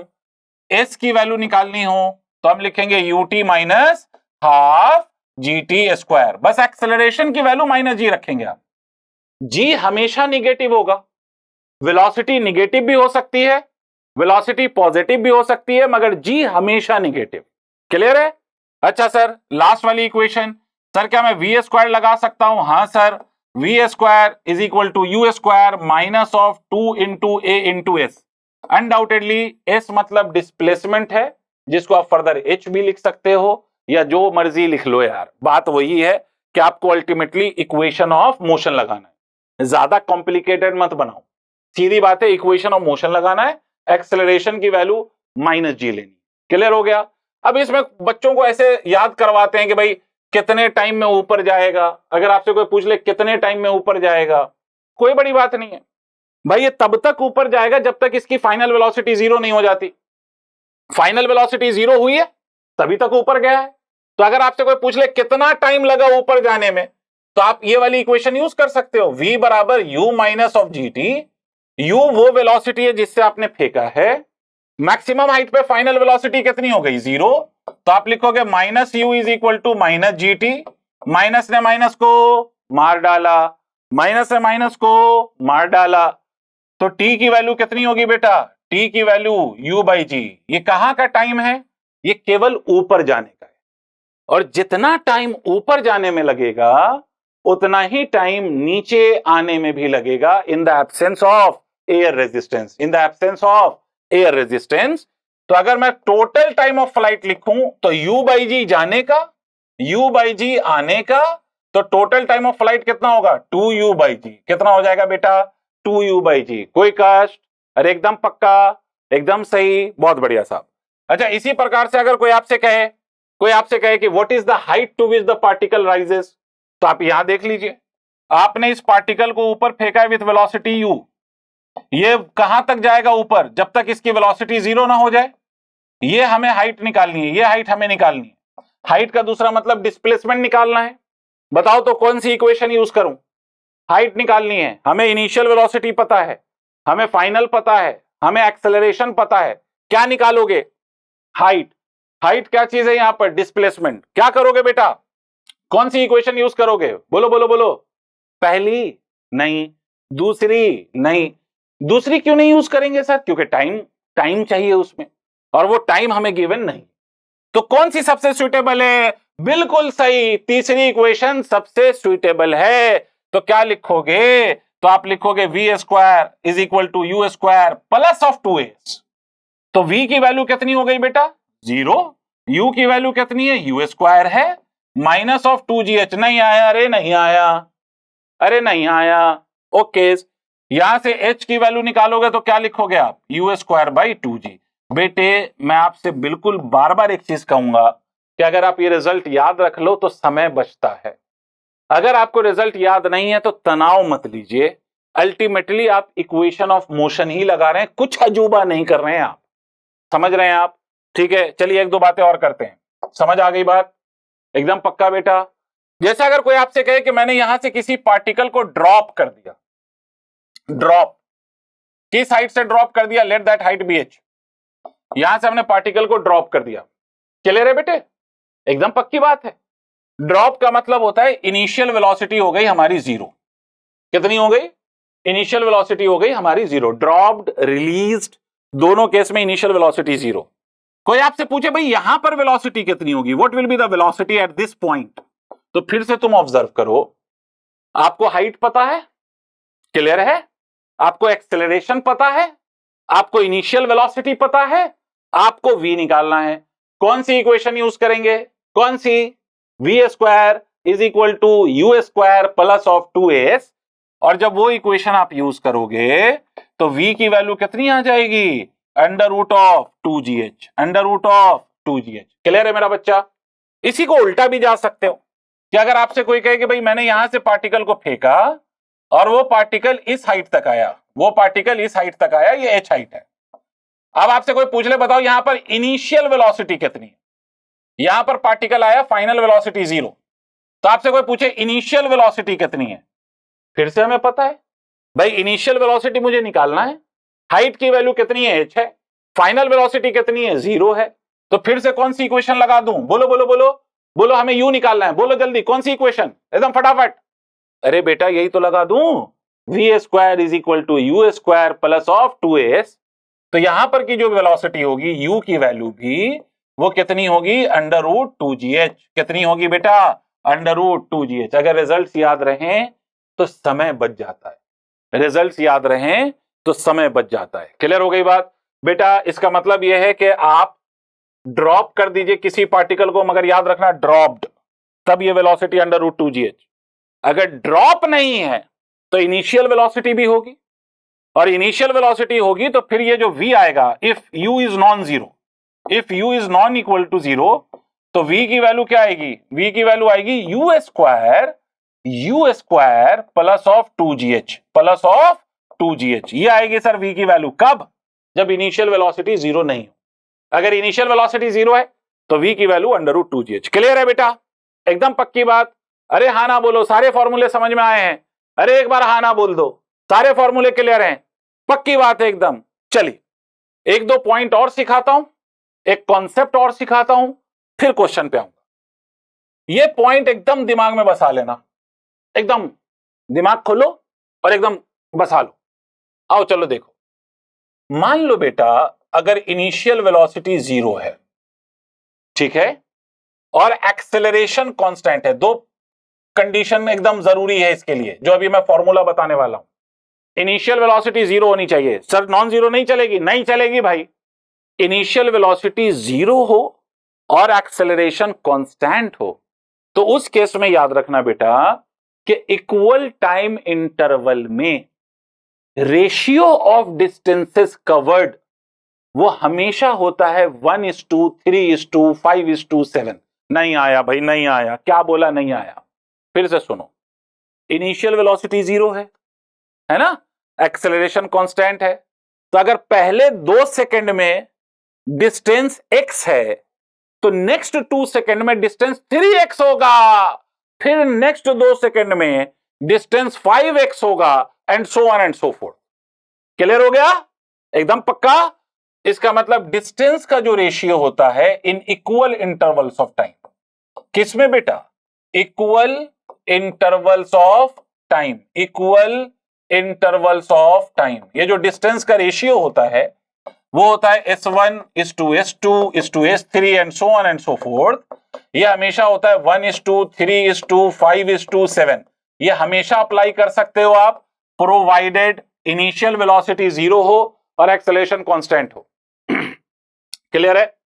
क्या सर ये केवल मोशन अंडर ग्रेविटी में? ना ना ना ना, इनिशियल वेलोसिटी 0, एक्सेलरेशन कांस्टेंट हो, मैं बार बार कह रहा हूं, चाहे वो मोशन अंडर ग्रेविटी हो या फिर हॉरिजॉन्टल डायरेक्शन में चल रहा हो, कोई फर्क नहीं पड़ता, as long as you have this ratio is always valid.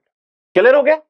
एक और पॉइंट सुन लो, एक और पॉइंट सुन लो, इससे पहले कि मैं आगे बढ़ूं एक और पॉइंट सुन लो। चलो येलो ले लेते हैं भाई, येलो कलर, येलो येलो, ओहो येलो येलो, ओके चलिए येलो। चलो अब हम दूसरी बात कर रहे हैं बेटा, हमने कहा कि इक्वल टाइम इंटरवल में जो डिस्टेंस का रेशियो है वो 1:3:5:7 है। बहुत बढ़िया। अगर मुझसे कोई कहे कि कंडीशन यही है, u 0 है, एक्सेलरेशन कांस्टेंट है, अब आपसे कह रहा है कि इक्वल डिस्टेंस के लिए टाइम का रेशियो क्या होगा? नहीं आया, नहीं आया, कंफ्यूज हो गए, कंफ्यूज हो गए, फिर से सुनो। ये इक्वल टाइम में डिस्टेंस का रेशियो है, अब वो कह रहा है कि साहब इक्वल डिस्टेंसेस मुझे कवर करना है। क्या कवर करना है? इक्वल डिस्टेंसेस मुझे कवर करना है। तो किस चीज का रेशियो पूछ रहा है वो? टाइम का रेशियो। किसका रेशियो? टाइम का रेशियो। मतलब अगर मैं पहले x मीटर कवर कर रहा हूं, एक्सेलरेटेड मोशन है, तो पहला x मीटर कितनी देर में कवर करूंगा, फिर दूसरा x मीटर फिर कितनी देर में कवर करूंगा। याद रखिएगा मोशन एक्सेलरेटेड है। मोशन क्या है? एक्सेलरेटेड है। मोशन क्या है? एक्सेलरेटेड है। बात समझ में आ रही है? अरे एक बार हाँ ना बोल दो, एकदम पक्की बात है। ओ हो, तो टाइम का जो रेशियो आएगा सर, टाइम का ratio two have the equal distances t1 t2 t3 t1 t2 t3 कितना आएगा? अरे बोल दो फटाफट, कितना आएगा? तो यह आता है 1:√2 माइनस ऑफ √1 कह लीजिए आप, is to √3 minus of √2 and so on and so forth. इस रेशियो में कंफ्यूज मत होना, ये इक्वल डिस्टेंसेस होने के लिए ये टाइम का रेशियो है और ये इक्वल टाइम में डिस्टेंस का रेशियो है। क्लियर हो गई बात? एकदम पक्की बात है। चलो एक और concept and then we will start solving problem. चलिए भाई एक और कॉन्सेप्ट। बेटा ये क्वेश्चन आप बहुत देखते होगे और आपने बहुत देखा होगा। इस तरह का ये क्वेश्चन, इस तरह का, ये आपसे कहते हैं कि भाई टप टप टप टप टप पानी टपकेगा इससे। भाई आपसे कहा ये टैप है, भाई टैप मान लेना मेरा बच्चा, मेरा लाल, ये टैप मान लेना। मान लो टैप माना आपने, अरे टैप मान लिया आपने, ये टैप है, टैप। और ये मान लीजिए कि ये जो टैप है, ये टैप लीक कर रहा है बेटा, लीक कर रहा है। ये टैप लीक कर रहा है और इससे वाटर ड्रॉपलेट्स निकल रहे हैं। ये टैप लीक कर रहा है, इससे वाटर ड्रॉपलेट्स निकल रहे हैं। क्या निकल रहा है? Water droplets. बहुत बढ़िया साहब, बहुत बढ़िया। इससे वाटर ड्रॉपलेट्स निकल रहा है रेगुलर इंटरवल पे। ये एक टपका, ये टपका, ये टपका, ओ हो टपका रे टपका। क्लियर है? मान लो मेरा बच्चा ये फर्स्ट ड्रॉप है, ये सेकंड ड्रॉप है, ये थर्ड ड्रॉप है, ये फोर्थ ड्रॉप है, ये फिफ्थ ड्रॉप है। आपसे ऐसे सवाल बहुत बोलते हैं। आपसे ये कह देंगे कि भाई साहब ये जो ड्रॉप्स हैं वो रेगुलर इंटरवल पे निकल रहे हैं। किस पे निकल रहे हैं? रेगुलर इंटरवल पे। किस पे निकल रहे हैं? Regular interval. मतलब पहला ड्रॉप निकला, फिर उसके कुछ टाइम के बाद दूसरा ड्रॉप निकला। मान लो वो टाइम का गैप t है। मान लो पहला ड्रॉप निकला, उसके t टाइम के बाद दूसरा ड्रॉप निकला, ये t टाइम के बाद। क्लियर है बेटा?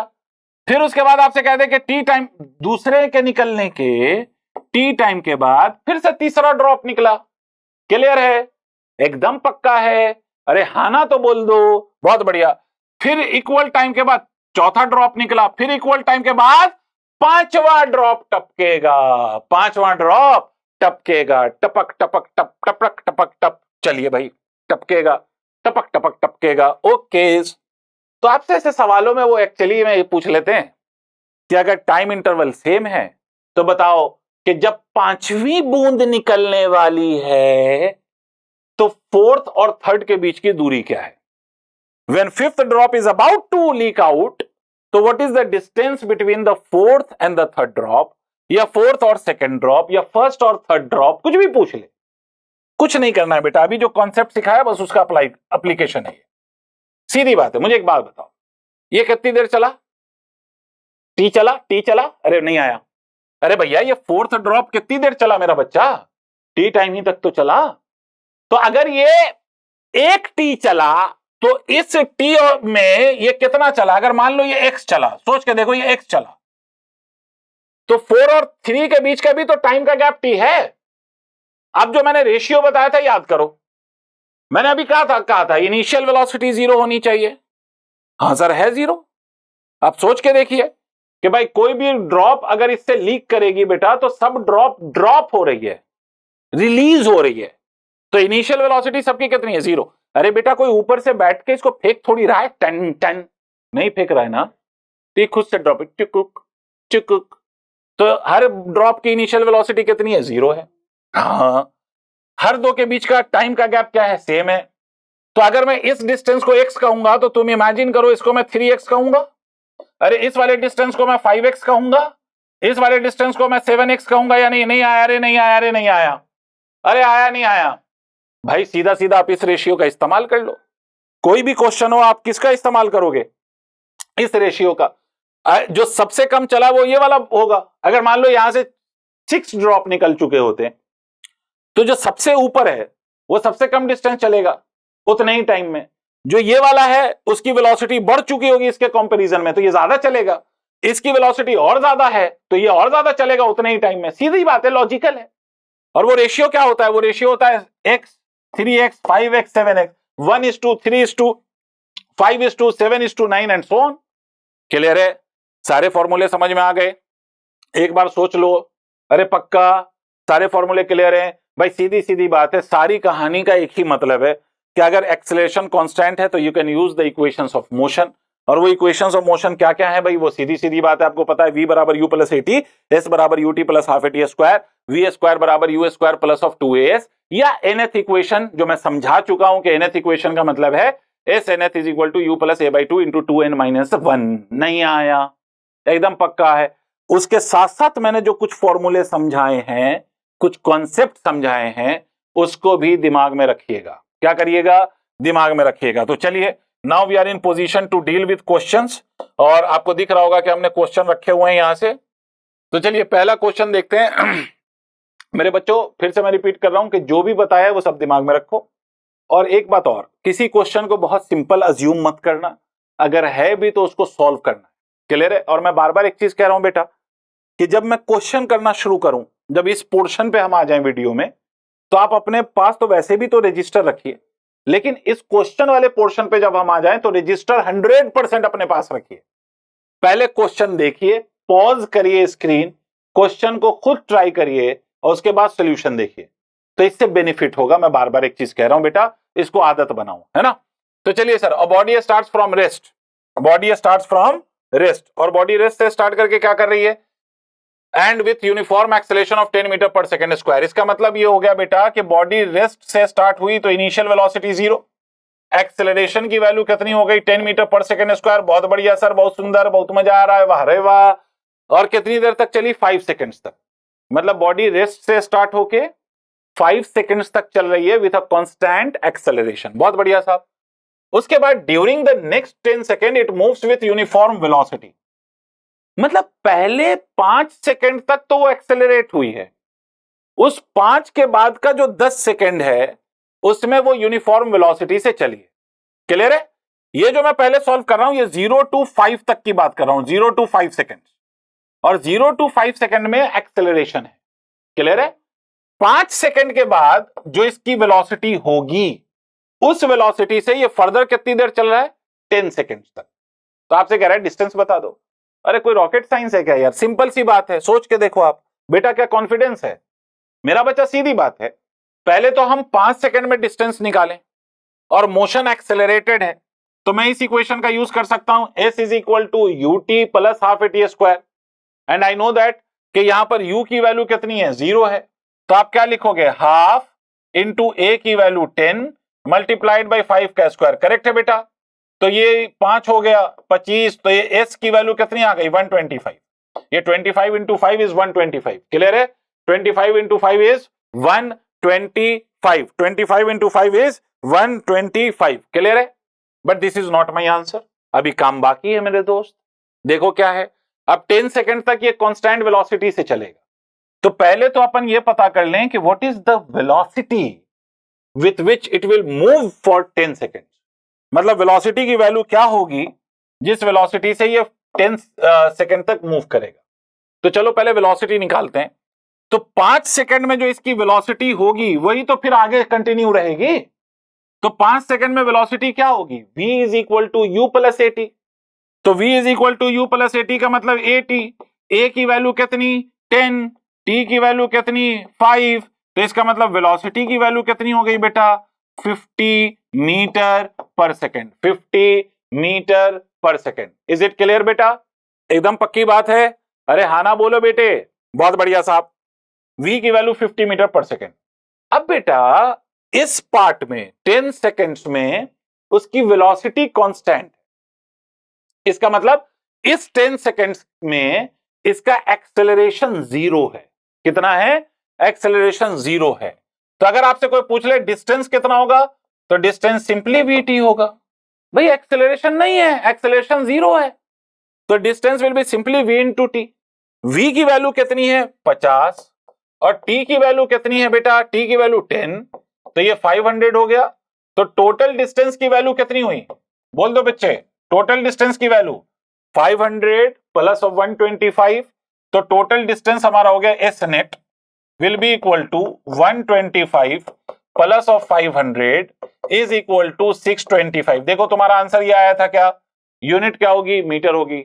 ये आया था क्या आपका आंसर, आंसर चेक करिए अपना, ये आया था।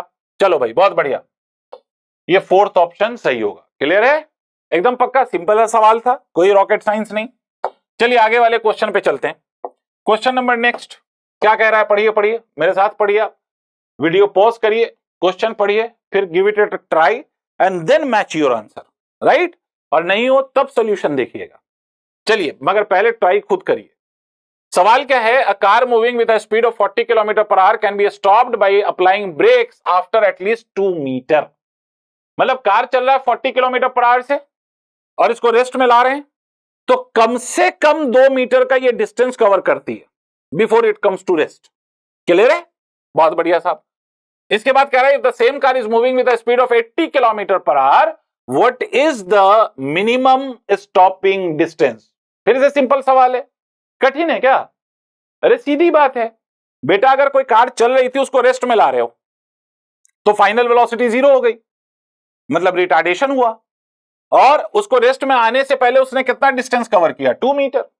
तो हमें एक इक्वेशन पता है, v square is equal to u square plus of 2s। Clear है बेटा, अरे आपको इक्वेशन पता है, v square is equal to u square plus of 2s।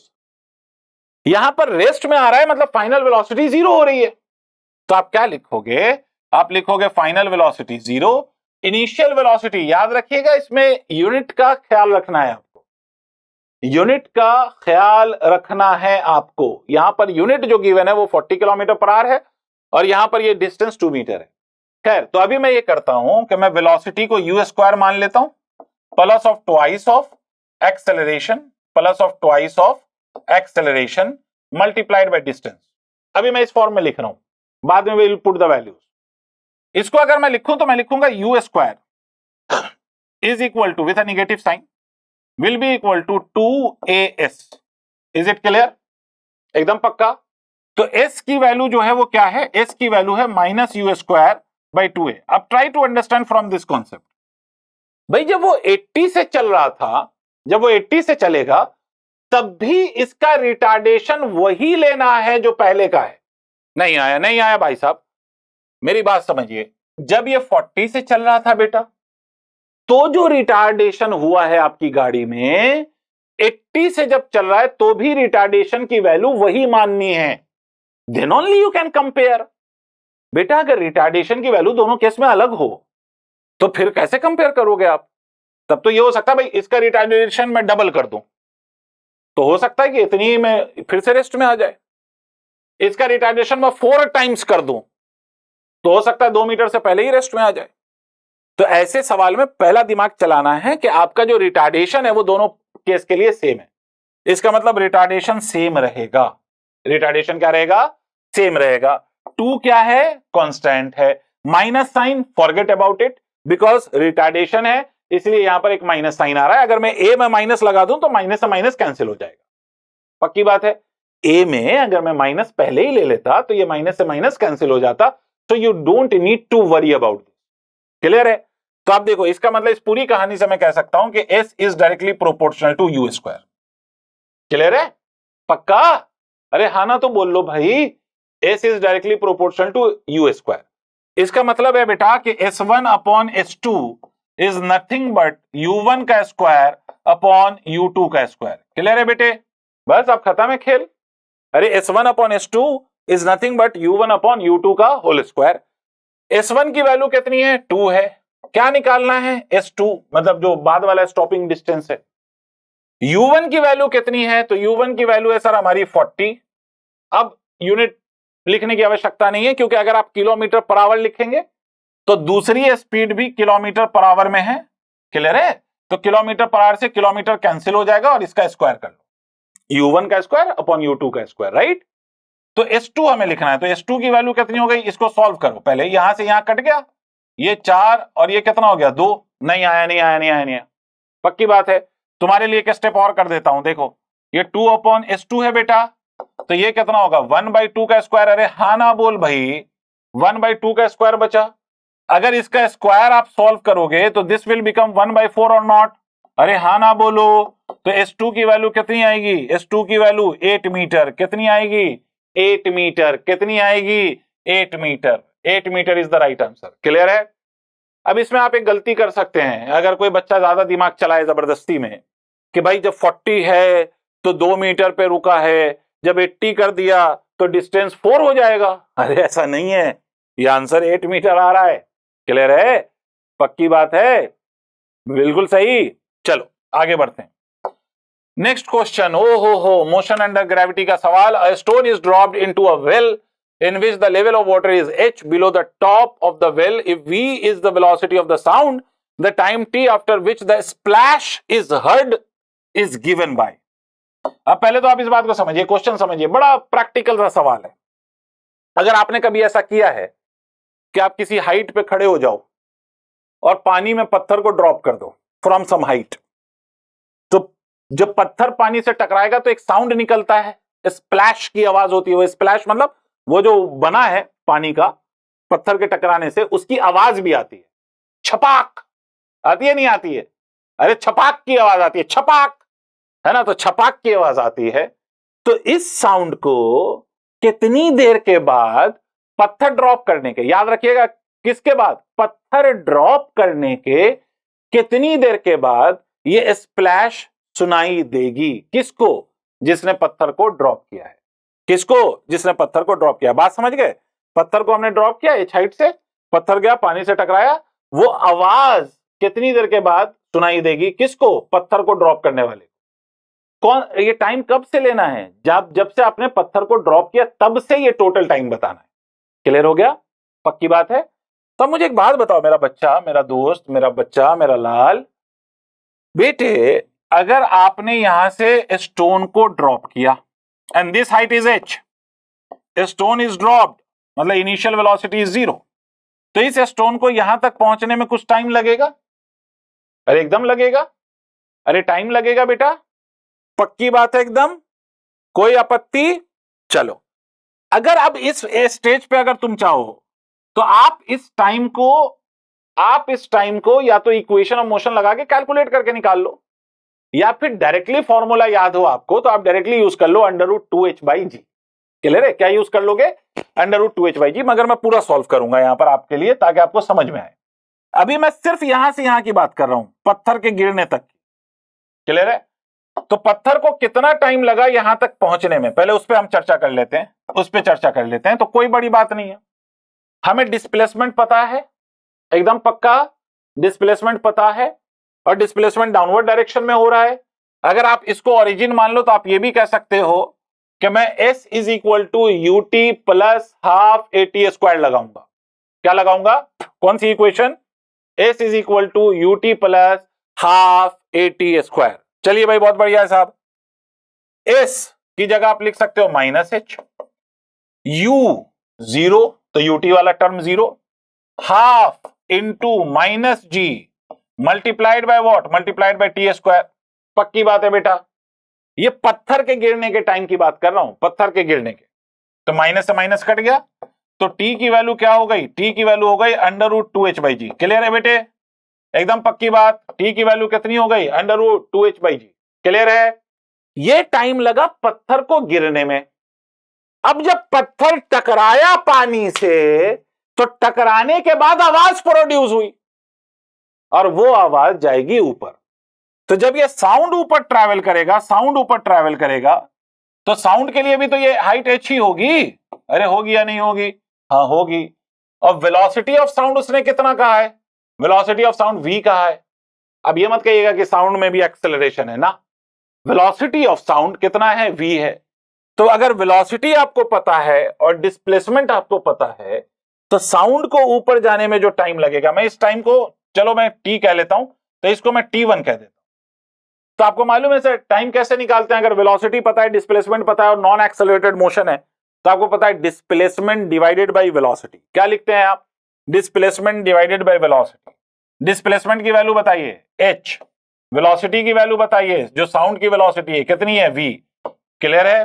एकदम पक्की बात है। इन दोनों टाइम को ऐड कर दीजिए, यही वो टोटल टाइम है जिसके बाद वो पत्थर ड्रॉप करने वाले को इस स्प्लैश की आवाज सुनाई देगी। पहले तो पत्थर यहां तक पहुंचेगा भाई, उसमें टाइम लगा, फिर जो स्प्लैश बना फिर उसकी आवाज गई, तो टोटल टाइम कितना हो गया? तो टोटल टाइम की वैल्यू हो गई under root of 2h/g plus of watch plus of h upon v। ये हो गया सर हमारा टोटल टाइम। क्लियर है बेटा? प्यारा सवाल था, मजेदार सवाल था, एकदम पक्की बात है। कोई ऑप्शन दिखाई दे रहा है आपको? Under root 2h/g h upon v। कोई दिक्कत? आपका भी ये आंसर आया था। जिन बच्चों का ये आंसर आया है वो अपने पीठ पे टैप कर लो, tap tap on your back, शाबाशी दे दो, शाबाशी। क्लियर है? बहुत बढ़िया साहब। मनोबल बढ़ाइए अपना, मनोबल पर बढ़ाइए अपना। 700 प्लस संभव है, मनोबल बढ़ाइए अपना। क्या बढ़ाएंगे? मनोबल। क्यों बढ़ाएंगे? 700 प्लस संभव है। चलिए भाई, बहुत बढ़िया। आगे आते हैं, देखिए आ गया ड्रॉप वाला सवाल। Drop of water fall from the roof of a building 18 metre high at regular intervals of time. When the first drop reaches the ground, at the same instant, the fourth drop begins to fall. What are the distance of second and third drops from the roof? अब देखो वैसा ही सवाल आ गया जो मैंने बोला था, पक्की बात है एकदम वही सवाल है यार, टाइम पास सवाल। चलो देख लेते हैं। बेटा आपसे ये कह रहा है कि ये छत टपक रही है, छत भाई, छत टपक रही है भाई, हमारी छत है टपक रही है, तो छत टपक रही है, ये ग्राउंड मान लीजिए आप, ये ग्राउंड मान लीजिए, और ऊपर से बूंदे टपक रही हैं छत से।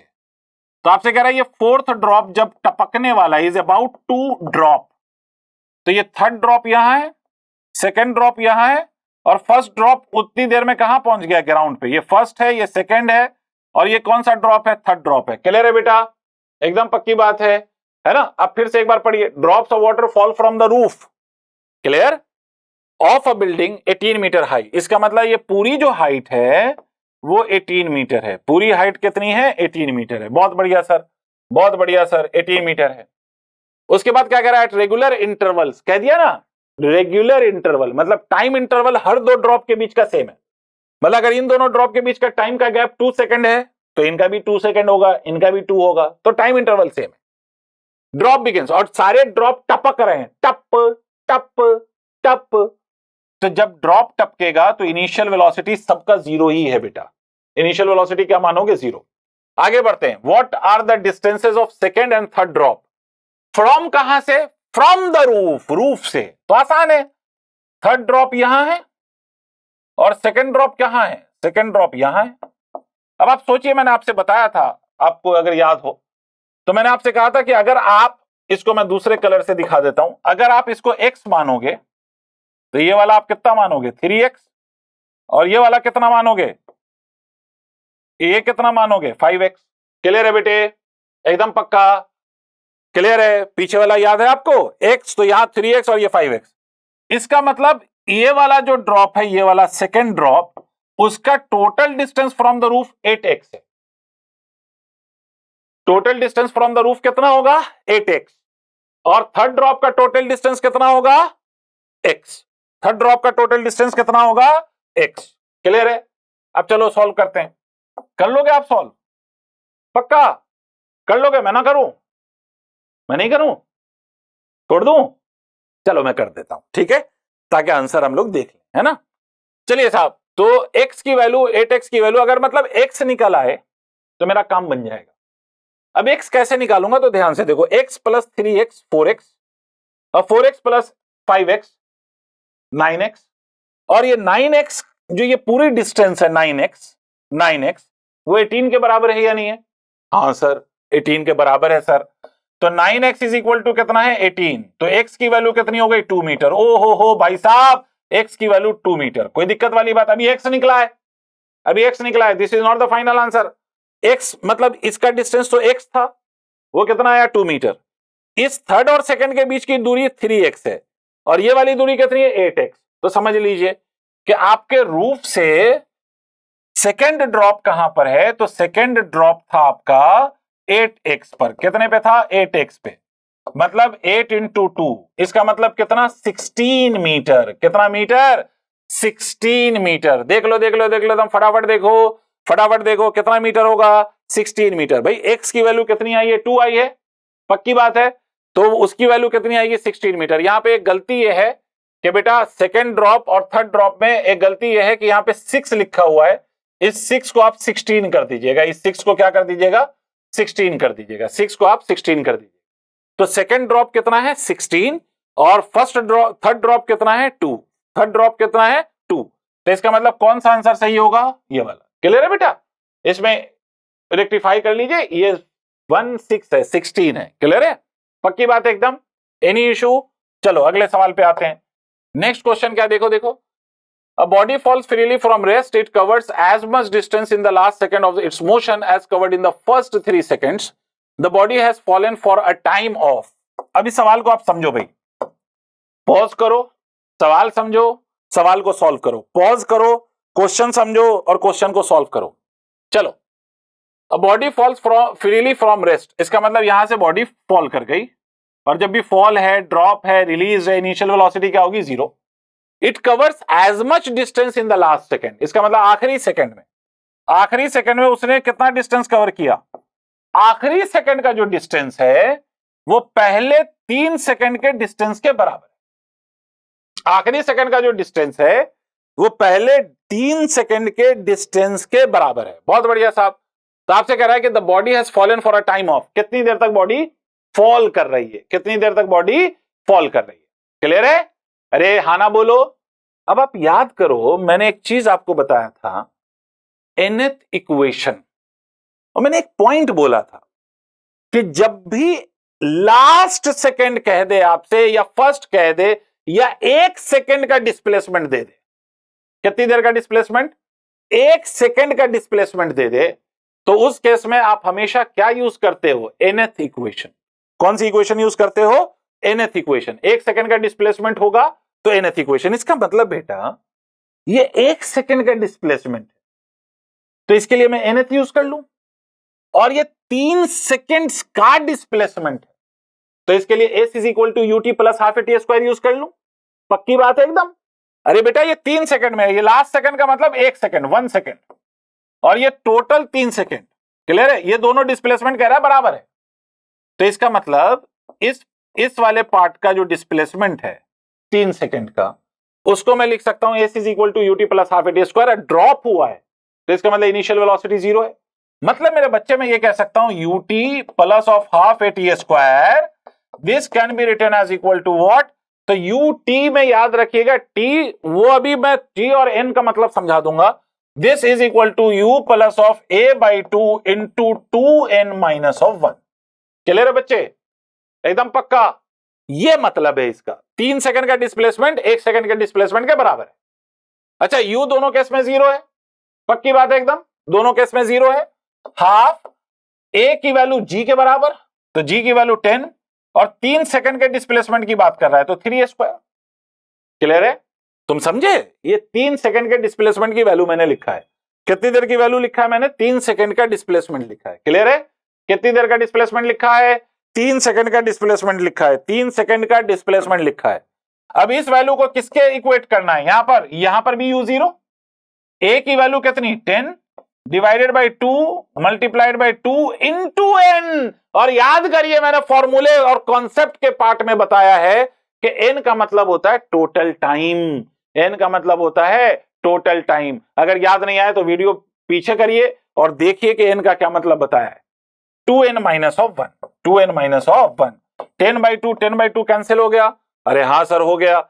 ये कितना आया, 2n माइनस 1 की वैल्यू कितनी आई, 9 आई, तो 2n की वैल्यू कितनी आई, 10 आई, तो n की वैल्यू कितनी आई, अरे जल्दी से बोल दो, n की वैल्यू कितनी आई, तो n की वैल्यू 5 आई, और n ही क्या है, तो n ही हमारा टोटल टाइम है। इसका मतलब n की वैल्यू कितनी आ गई, तो n की वैल्यू 5 आ गई। आई होप आपको मेरी बात समझ में आ रही है, एकदम पक्का है भाई, किसी को कोई दिक्कत, अरे कोई कष्ट, एकदम पक्का। चलो आगे बढ़ते हैं।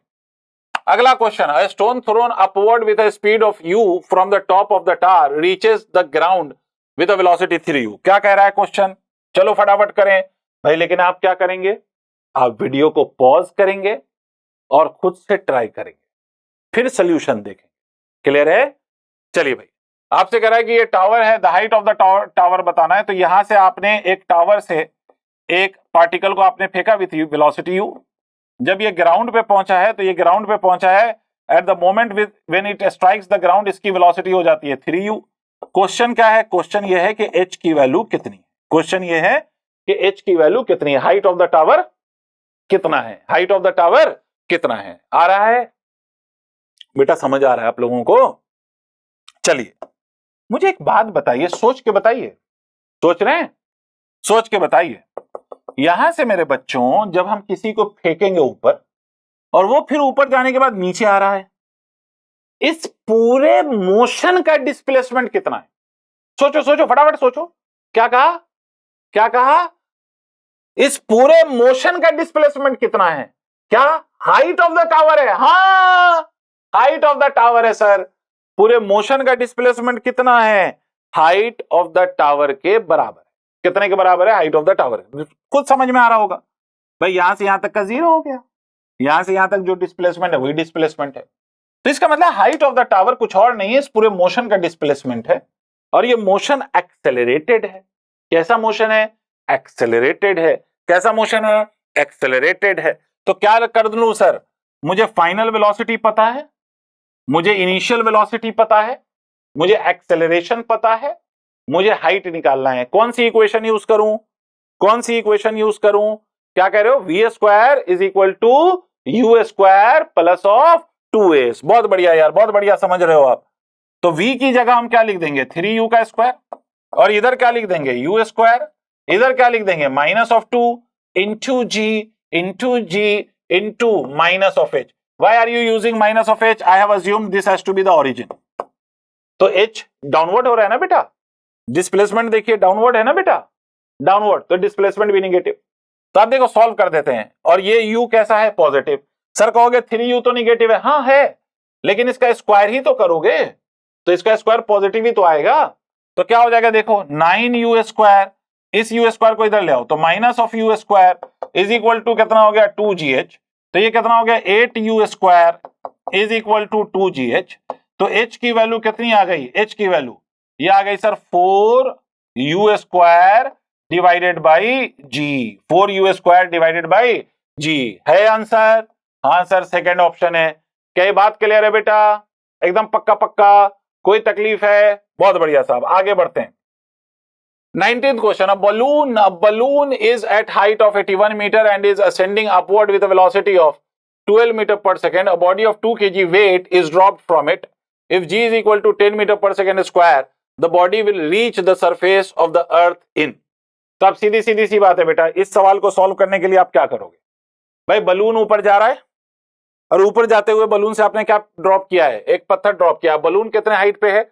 81 मीटर की हाइट पे है। और बलून कितने वेलोसिटी से ऊपर जा रहा है?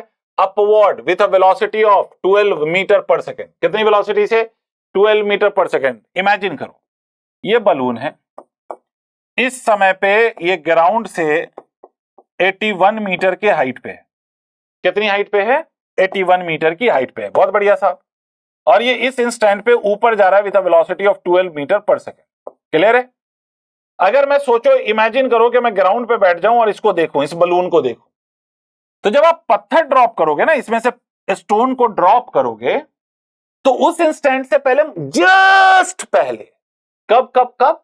उस इंस्टेंट से जस्ट पहले आप यही तो कहोगे कि ये पत्थर भी ऊपर जा रहा है विद द बलून। सोच के देखिए, पत्थर किधर जा रहा है? बलून के साथ साथ ऊपर जा रहा है। किधर जा रहा है? बलून के साथ साथ ऊपर जा रहा है। तो बेटा बलून के साथ ऊपर जा रहा है, इसका मतलब इस ऑब्जर्वर के लिए इस पत्थर की वेलोसिटी उतनी ही है जितना बलून की वेलोसिटी है इस इंस्टेंट पे। और ये वेलोसिटी कितनी है? 12 मीटर पर सेकेंड। कितनी है बेटा? 12 metre per second. Is it clear? कितनी है? 12 मीटर पर सेकेंड। कोई दिक्कत वाली बात है? u की वैल्यू 12 मीटर पर सेकेंड। बहुत बढ़िया साहब। और एक्सेलरेशन की वैल्यू आपको पता ही है कितनी है, ठीक है। और आप ये मान लीजिए कि जहां से हमने स्टोन को ड्रॉप किया है, स्टोन को हमने ड्रॉप किया, वही हम ओरिजिन मान लें, तो हमारा जो डिस्प्लेसमेंट है वो -81 होगा। एकदम पक्की बात है। वेलोसिटी अपवर्ड है, पॉजिटिव होगी। तो चलो इक्वेशन लगाएं। कौन सी इक्वेशन लगाओगे? निकालना क्या है? देखो, the body will reach the surface of the earth in मतलब टाइम निकालना है। तो टाइम कैसे निकालोगे? कौन सी इक्वेशन लगाएं? बेटा बोल नहीं रहे आप लोग, परेशान हो रहे हैं क्या? परेशान हो गए? अरे बेटा बोल। चलो कौन सी इक्वेशन लगाए? तुम भी यही कह रहे हो क्या जो मैं सोच रहा हूं? s is equal to u t plus half a t square, half a t square, तो minus of 81 is equal to 12t, है ना, माइनस ऑफ हाफ। अच्छा g की वैल्यू में 10 लेके ही चल रहा हूं, लगभग लगभग आंसर मिला लेंगे हम लोग, ठीक है। तो 10 मल्टीप्लाइड बाय कितना? Multiplied by t square. Is it clear बेटा? पक्की बात है एकदम? कोई दिक्कत वाली बात है? एकदम पक्का है? तो चलो इसको आप सॉल्व करो, तो ये कितना हो जाएगा? 5। कितना हो जाएगा ये? 5। तो अब अगर मैं इसको सॉल्व करूं तो ये हो गया sir 5t square minus of 12t, और उसके बाद कितना हुआ ये? Minus of 81 is equal to 0 लिख सकता हूं लगभग लगभग। कोई दिक्कत? जी की वैल्यू में 10 लेके चल रहा हूं, क्लियर है? तो यहां से अगर मैं इसको सॉल्व करूं बेटे, तो इसको सॉल्व करूंगा तो रूट निकालना है। तो रूट निकालने के लिए क्या करो? याद करो क्वाड्रेटिक फॉर्मूला। कौन सा फॉर्मूला? Quadratic formula. तो टाइम निकालेंगे, टाइम के लिए क्या लिखेंगे? Minus b minus of minus 12 plus of b square 12 का square 144 minus of 4 into a की वैल्यू 5, और ये माइनस ऑफ कितना? माइनस ऑफ 81 डिवाइडेड बाय कितना? डिवाइडेड बाय 2 इंटू ए की वैल्यू कितनी? 5। चलो सॉल्व करें। ये माइनस माइनस 12 हो गया, प्लस ऑफ अंडर रूट, देखो ये अंडर रूट 144 है बेटा, हाँ ना बोलना पड़ेगा, 144 है। और ये कितना हो गया? 20 माइनस माइनस प्लस हो गया 20, और 20 इंटू 8, तो 20 इंटू 80, तो मतलब कितना हुआ? 20 इंटू 80 या 81 कर लो। तो 20 इंटू 81 करके देखो कितना आया भाई, जल्दी से देखो कितना आया। 20 इंटू 81 देखो कितना आया।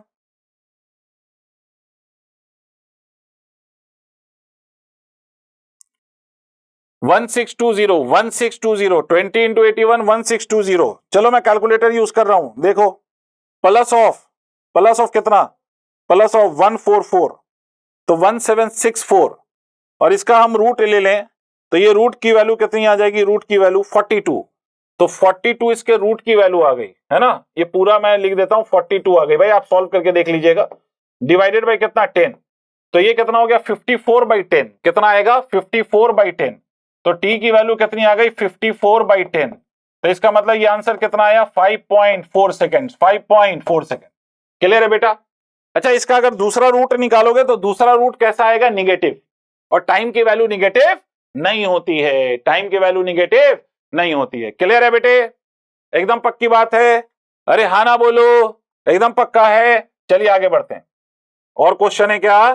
चलो देख लेते हैं, और क्वेश्चन है देख लेते हैं। A body is sliding on a smooth inclined plane. A body sliding on a smooth inclined plane requires 4 seconds to reach the bottom starting from the rest at the top. How much time does it take to cover 1/4 distance starting from rest at the top? अब देखो इस question को solve करने के लिए आपको एक बात समझनी है बेटा। जब भी हम इंक्लाइंड प्लेन पे किसी बॉडी को स्लाइड कराते हैं, इस बात को समझिएगा, जब भी हम इंक्लाइंड प्लेन पे किसी बॉडी को स्लाइड कराते हैं, इंक्लाइंड प्लेन, तो इंक्लाइंड प्लेन के अलोंग अगर एक्सेलरेशन की बात करूं मैं, तो इंक्लाइंड प्लेन के अलोंग एक्सेलरेशन की वैल्यू हमें लेना है जी साइन थीटा। क्या लेना है? G sine theta. अगर इंक्लाइंड प्लेन के अलोंग बॉडी स्लाइड हो रही है तो इंक्लाइंड प्लेन के अलोंग जो एक्सेलरेशन होगा वो कितना होगा? G sine theta. Body sliding on a smooth inclined plane requires 4 second to reach the bottom starting from the top. Starting from the top, है ना, अ बॉडी स्लाइडिंग। तो यहां पर आपको वेलोसिटी गिवन नहीं है, मैं बाय डिफॉल्ट यहां पर इनिशियल वेलोसिटी 0 ले रहा हूं। तो इसको बॉटम तक पहुंचने में कितना टाइम लगता है? 4 सेकेंड्स लगता है। क्लियर है? अब आपसे कह रहा है कि how much time does it take to cover 1/4 distance starting from rest. मतलब अगर ये एल है बेटे, एल है, तो एल लेंथ को कवर करने में उसको जो टाइम लगता है वो 4 सेकेंड्स लगता है। क्लियर है? इनिशियल वेलोसिटी 0 है। तो चलो थोड़ी सी कुटर पुटर करके देखें। s is equal to u t plus half a t square लगा सकते हो। देखो इंक्लाइन सरफेस पे एक ही बात है कि एक्सेलरेशन की वैल्यू जी साइन थीटा लेना। क्लियर है? लेकिन इक्वेशन ऑफ मोशन क्या करेंगे? वही जो हम अभी तक पढ़ रहे थे। तो s की वैल्यू कितनी है? l, u को 0 ले लो, तो half into g sine theta multiplied by what? Multiplied by t square. तो मैं इसको T1 कह लेता हूं अभी फिलहाल, मैं कुछ रिजल्ट बनाने की कोशिश कर रहा हूं। क्लियर है बेटा? एकदम पक्का? तो मेरा बच्चा T1 का जो स्क्वायर है that is equal to 2L, ये 2 into l divided by g sine theta होगा। हाँ ना बोलो बेटे, एकदम पक्का? अब इस रिजल्ट को ऑब्जर्व करिए, इस रिजल्ट को आप ऑब्जर्व करिए। इसमें आपको रिजल्ट में दिखाई दे रहा है कि T1 का square depends on L, G and sine theta. तो भाई जब इंक्लाइंड प्लेन दूसरे पार्ट में जो उसने बोला है उसमें इंक्लाइंड प्लेन यही है, तो थीटा भी यही है, G की वैल्यू भी यही है। इसका मतलब मैं यहां से ये कह सकता हूं कि T1 का square is directly proportional to L, कह सकता हूं या नहीं? L is the length that the particle covers. Clear है? L क्या चीज है बेटे? L वो लेंथ है जो पार्टिकल कवर कर रहा है डाउन द इंक्लाइन। तो यहां से मैं ये कह सकता हूं कि T1 का स्क्वायर अपॉन T2 का square is equal to L, और बाद में कितना कवर कराना है? 1/4 डिस्टेंस। इसका मतलब कितना हो गया? L/4। इसका मतलब हो गया सर T1 का स्क्वायर अपॉन T2 का square is equal to L से L कैंसिल, ये 4 हो गया। इसका मतलब ये वैल्यू कितनी हो गई? अच्छा ये स्क्वायर है, सॉरी, T1 का स्क्वायर T2 का स्क्वायर इतना आ गया। तो T2 का स्क्वायर क्या बना हमारा? T2 का स्क्वायर हमारा आ गया T1 का स्क्वायर डिवाइडेड बाई 4। अरे एकदम पक्का, T1 का स्क्वायर डिवाइडेड बाई 4। तो T2 का स्क्वायर अगर आप लीजिएगा तो T2 का स्क्वायर देखिए, T1 कितना था पहला वाला टाइम देखिए 4 सेकेंड्स, तो मतलब 4 का स्क्वायर डिवाइडेड बाई कितना? 4। नहीं बेटा, 4 का स्क्वायर डिवाइडेड बाई कितना? 4। तो 4 से एक 4 कैंसिल हो गया, तो ये T2 का स्क्वायर 4 आया। तो T2 की वैल्यू कितनी आई? T2 की वैल्यू 2 सेकेंड्स आई। T2 की वैल्यू कितनी आई? 2 सेकेंड। देखिए ये ऑप्शन है। अरे एकदम पक्का? कोई तकलीफ? अरे एकदम समझ में आ रहा है? अरे हाँ ना बोलो, बहुत बढ़िया सर। तो इतना टाइम लगेगा इसको कहां पहुंचने में? तो डाउन द इंक्लाइन पहुंचने में इसको इतना टाइम लगेगा। आई होप आपको मेरी बात समझ में आ गई है, एकदम पक्का है। तो बेटे यहां तक हमने अभी क्वेश्चन सॉल्व करा है, अब इस पे आप प्रैक्टिस करिए, है ना, और तैयारी जम के करिए, ठीक है? 700 प्लस संभव है। Thank you. 700 प्लस